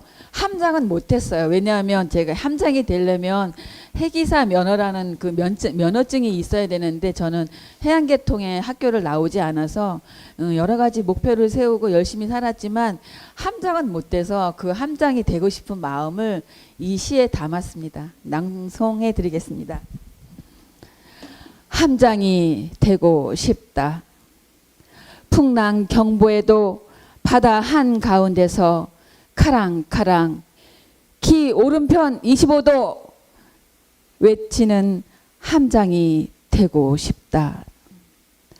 괭이 갈매기 알을 품듯 동트는 동해바다 저 푸른 독도를 어서 지키고 싶다. 모든 승조원 마음 하나하나 풀어 오직 한 가닥으로 만나고 싶다. 이름만 들어도 울컥 가슴이 메이는 눈부셔 차마 쳐다볼 수도 없는 독도. 꿈에도 남들이 넘보지 못하게 함장이 되어 꼭 지키고 싶다. 승전보 울리며 부두에 나비처럼 사뿐히 접안할 줄 아는 그런 함장이 되고 싶다. 네, 와우. 네. 네, 정말 이래서 상을 받았구나. 다른 또 낭송하고는 다른 힘이 느껴지는 낭송이었습니다. 우리가 두 분의 책을 내고 책담회를 진행을 했고요. 두 분 이렇게 새롭게 나온 책들이 많은 독자에게 사랑을 받기를 바라면서 두 분들이 앞으로 또 포부가 어떻게 되는지 좀 궁금하더라고요. 이렇게 10권의 책을 내고 아까 뭐 꽁트나 산문집도 계획하고 있다고 하셨는데요. 지금 쓰고 있거나 또 발표하려고 하는 묶으려고 하는 책, 소설집 또는 다른 계획이 있다면 포부를 마지막으로 들어보도록 하겠습니다. 아까 제가 고백했듯이 제가 아주 오랫동안 담배를 피웠습니다. 하여 2004년부터 금연일기를 썼었습니다.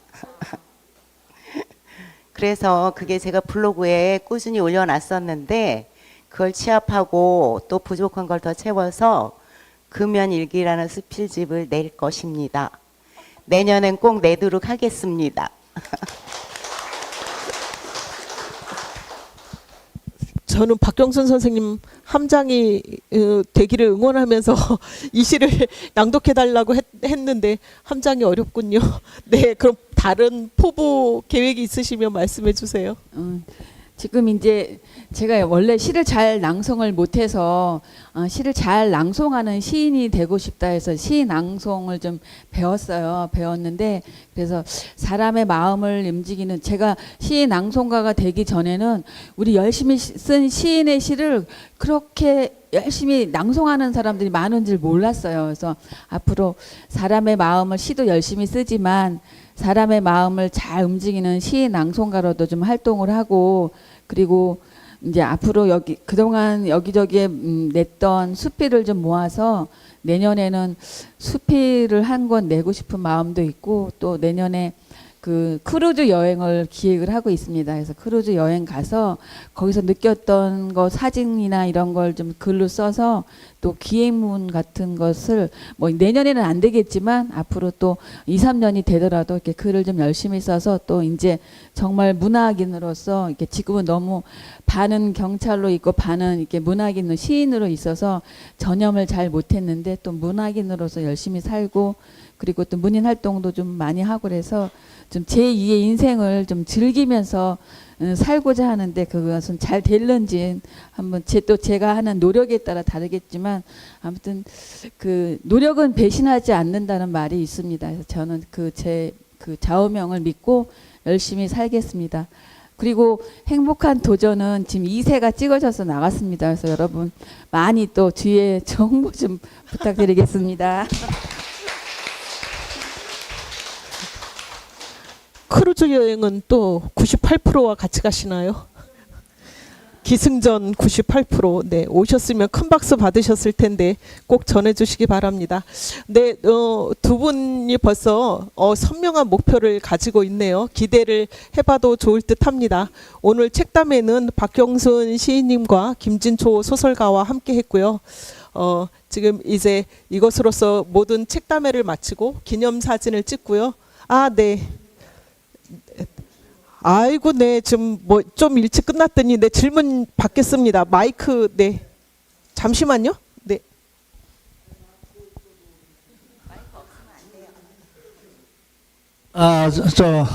박형순 선생님한테 질문 하나 하겠습니다. 여기 늦더라도 언젠가는 목표한 것을 이루겠다는 끈기가 나에게는 무기처럼 숨겨 있다. 또 여기 회복 탄력성 해낼 수 있다는 자신감이 있었다. 여기에서 그 원천이 뭔지 나 이게 아주 도전을 해내고 뭔가 긍정적인 삶을 갖게 되는 원천입니다. 근데 저는 이렇게 목표를 세우면 정말 다 누가 도와주거나 해서 그걸 꼭 이루어요. 그래서 그거에 대한 이런 마력이 있는 것 같아요. 그래서 제가 이렇게 하나하나 이렇게 계단적으로 이렇게 올라가면 하나하나 정말 이렇게 다 이루어요. 그래서 그게 뇌의 그 집중력 있죠. 컨트롤, 마인드 컨트롤 이런 게 많은 도움이 된 것 같아요. 왜 내가 이걸 집중적으로 조금 이렇게 묻느냐 하면은 조금 나도 그런 성품이 조금 있는 것 같아서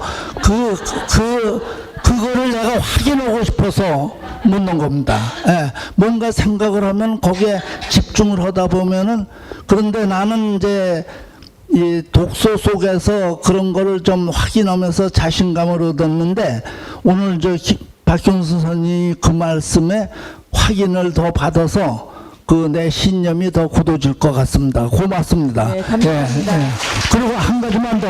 그러면 그런 것에 대한 마음을 다스리는 좋은 책 읽어서 거기서 느낀 거 있으면 좀 말씀해 주세요. 제가 요새 저는 이제 매주 화요일마다 독서 모임을 하는데 5시 반부터 7시까지 모임을 해요. 근데 거기서 나폴레옹 힐의 성공의 법칙이라는 책이 있습니다. 제가 그게 총 915페이지인데 거기에는 제가 생각하고 있던 게 거기 다 들어가 있어요. 그래서 한번 기회가 되면 이게 남의 책 성전하는 거 좀 이상한데 성공의 법칙이라는 나폴레옹 힐에 그게 보면 거기에 제가 거기에 대한 리더나 아니면 우리 삶에서 거기 필요한 게 많이 들어 있습니다. 그거 꼭 한번 읽어보시기 바랍니다.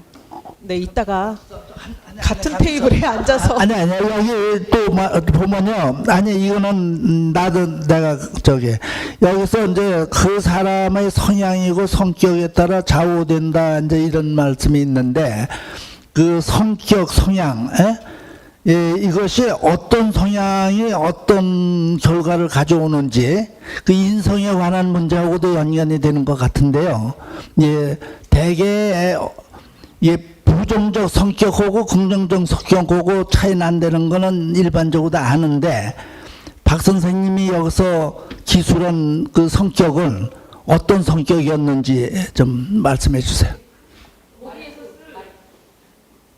거기에서 쓴 요인은 남녀 차별하는 그런 거에 대한 그런 눈을 좀 이렇게 달리 봐라. 그러니까 내가 생각하는 거와 틀리다고 해서 다르다고 해서 그걸 틀렸다고 하지 말고 그것을 다름의 그런 다름을 인식하고 그 상대방을 이해해줘라 이런 말씀을 제가 그게 함축적으로 있다고 얘기할 수 있습니다. 네, 끝나고 식사 자리에서요. 두 분 같이 옆자리. 저 태동철 시인님의 질문이었습니다. 네, 예, 거의 자기 개발 이제 리더로 지금 나서는 상황이 될 것 같은데요. 네, 정혜돈 시인님의 질문 앉아서 듣겠습니다. 질문해도 되겠습니까? 저 나가서 할까요? 이왕이면 나가서 합시다.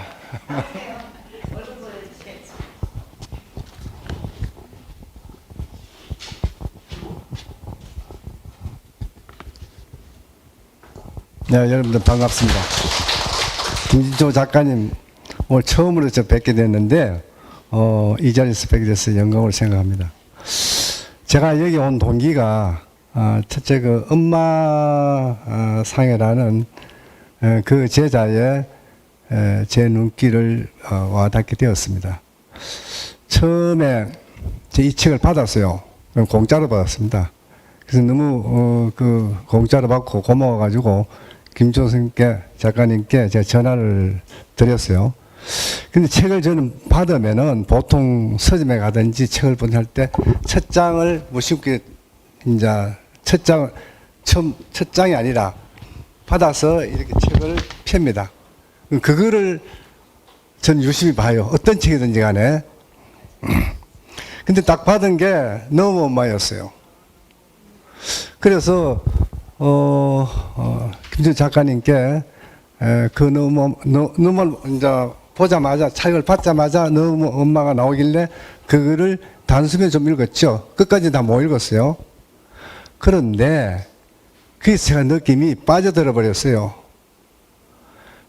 세상에 소설 시같이 쓰는 작가님이 계시는구나 하는 느낌을 받았어요. 근데 그 느낌을 고경 시인께서 오늘 나오셔가지고 제 느낌 그대로 말씀하시네요. 근데 오늘 또 오니까 여기 넘은 바가 또 있어. 참 희한한 기운인 같기도 하고요. 근데 제가 엄마에 대해서 시를 쓰면서 하도 엄마의 제목을 많이 쓰니까 몽환 교수님께서 이제 엄마 이제 그만 써라. 엄마 그만 가져오고 다른 거 좀 가져오느라. 이런 그 지적도 받은 기억이 있습니다. 그래서 저는 엄마는 이 세상의 엄마는 제가 생각하고 있는 이게 이제 자식과 엄마의 관계겠죠. 자식과 엄마에서 엄마는 정말 하나님이고 정말 부처님이에요. 그래서 저는 하나님이고 부처님 이런 건 세상의 엄마로부터 그런 느낌을 많이 평소에 받고 살았습니다. 근데 오늘 귀하게도 이런 엄마상이라는 좋은 선물 주셔서 정말 고맙고요. 또 하나는 제가 그 김진초 이 작가님 작품을 제가 소설 제가 손이 잘 안 가요. 이상하게도 시를 쓰는 그런 습관이 있을 건지 몰라도. 근데 구멍이라는 작품을 제가 읽었을 때 그것도 역시 제가 현미경 속으로 초점 속으로 빠져들어가면서 그 구멍 속으로 빠져들었어요.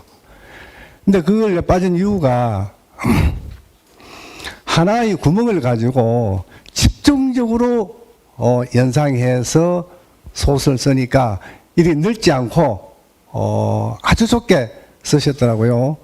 교수님께서 항상 그 가르침이 좁고 깊게 세밀하게 현미경적으로 꼭 시 같아 썼습니다. 그래서 그 구멍을 쓰게 된 동기라든지 아니면 어떤 모티브가 있었다면 이 기회에 한 말씀 해주시기 바랍니다. 감사합니다. 네, 제 소설을 사랑해 주셔서 감사하고요. 그리고 인상이 되게 좋으시네요. 감사합니다. 근데 선생님, 저 구멍이라는 작품은 없고 멍이 있는데요. 제가 잘못했습니다. 그 멍입니다. 멍이요. 예. 멍 얘기하시는 거죠? 저기 네. 뭡니까 그 스토리 속에 네네. 구멍이 나왔습니다. 제 제목을 잘못했습니다. 선생님 구멍 좋아하시나 봐. 말씀드릴까요? 예. 선생님 멍에 어떤 얘기가 듣고 싶으신 거죠? 그 이제 목걸이 못에 구멍이 났는데 그게 예. 그 18년 죄송합니다. 나이 차이가 나는 남편과 사는 시어머니와 네. 또 9년 연한가 9년 연하의 남편과 사는 며느리 얘기 그거 말씀하시는 거예요? 아니면 아니요, 낚시터 저기 그 가서 예? 다른 사람인 것 같은데요. 그럼 제 작품이 아니고 낚시터 얘기 저 잘 그 모르는데요. 작품은 제 작품이네요. 그거는 딴 사람 거 같은데요. 큰 실수였습니다. 다른 거 역시 내가 네, 아유, 훈훈하게 마무리해 주셔서 감사합니다. 네. 감사합니다. 죄송합니다. 예. 네, 김진초 선생님의 작품에 빠져서 두 책이 아주 잘 될 것 같네요. 네, 다양한 해석이 가능한 것으로 오늘 이렇게 참석해 주시고 또 유튜브로 함께 해 주시고 이렇게 두 작가분을 응원해 주시면서 함께 해 주신 모든 분들께 감사드립니다. 이것으로써 오늘의 책담회를 마치도록 하겠습니다. 감사합니다.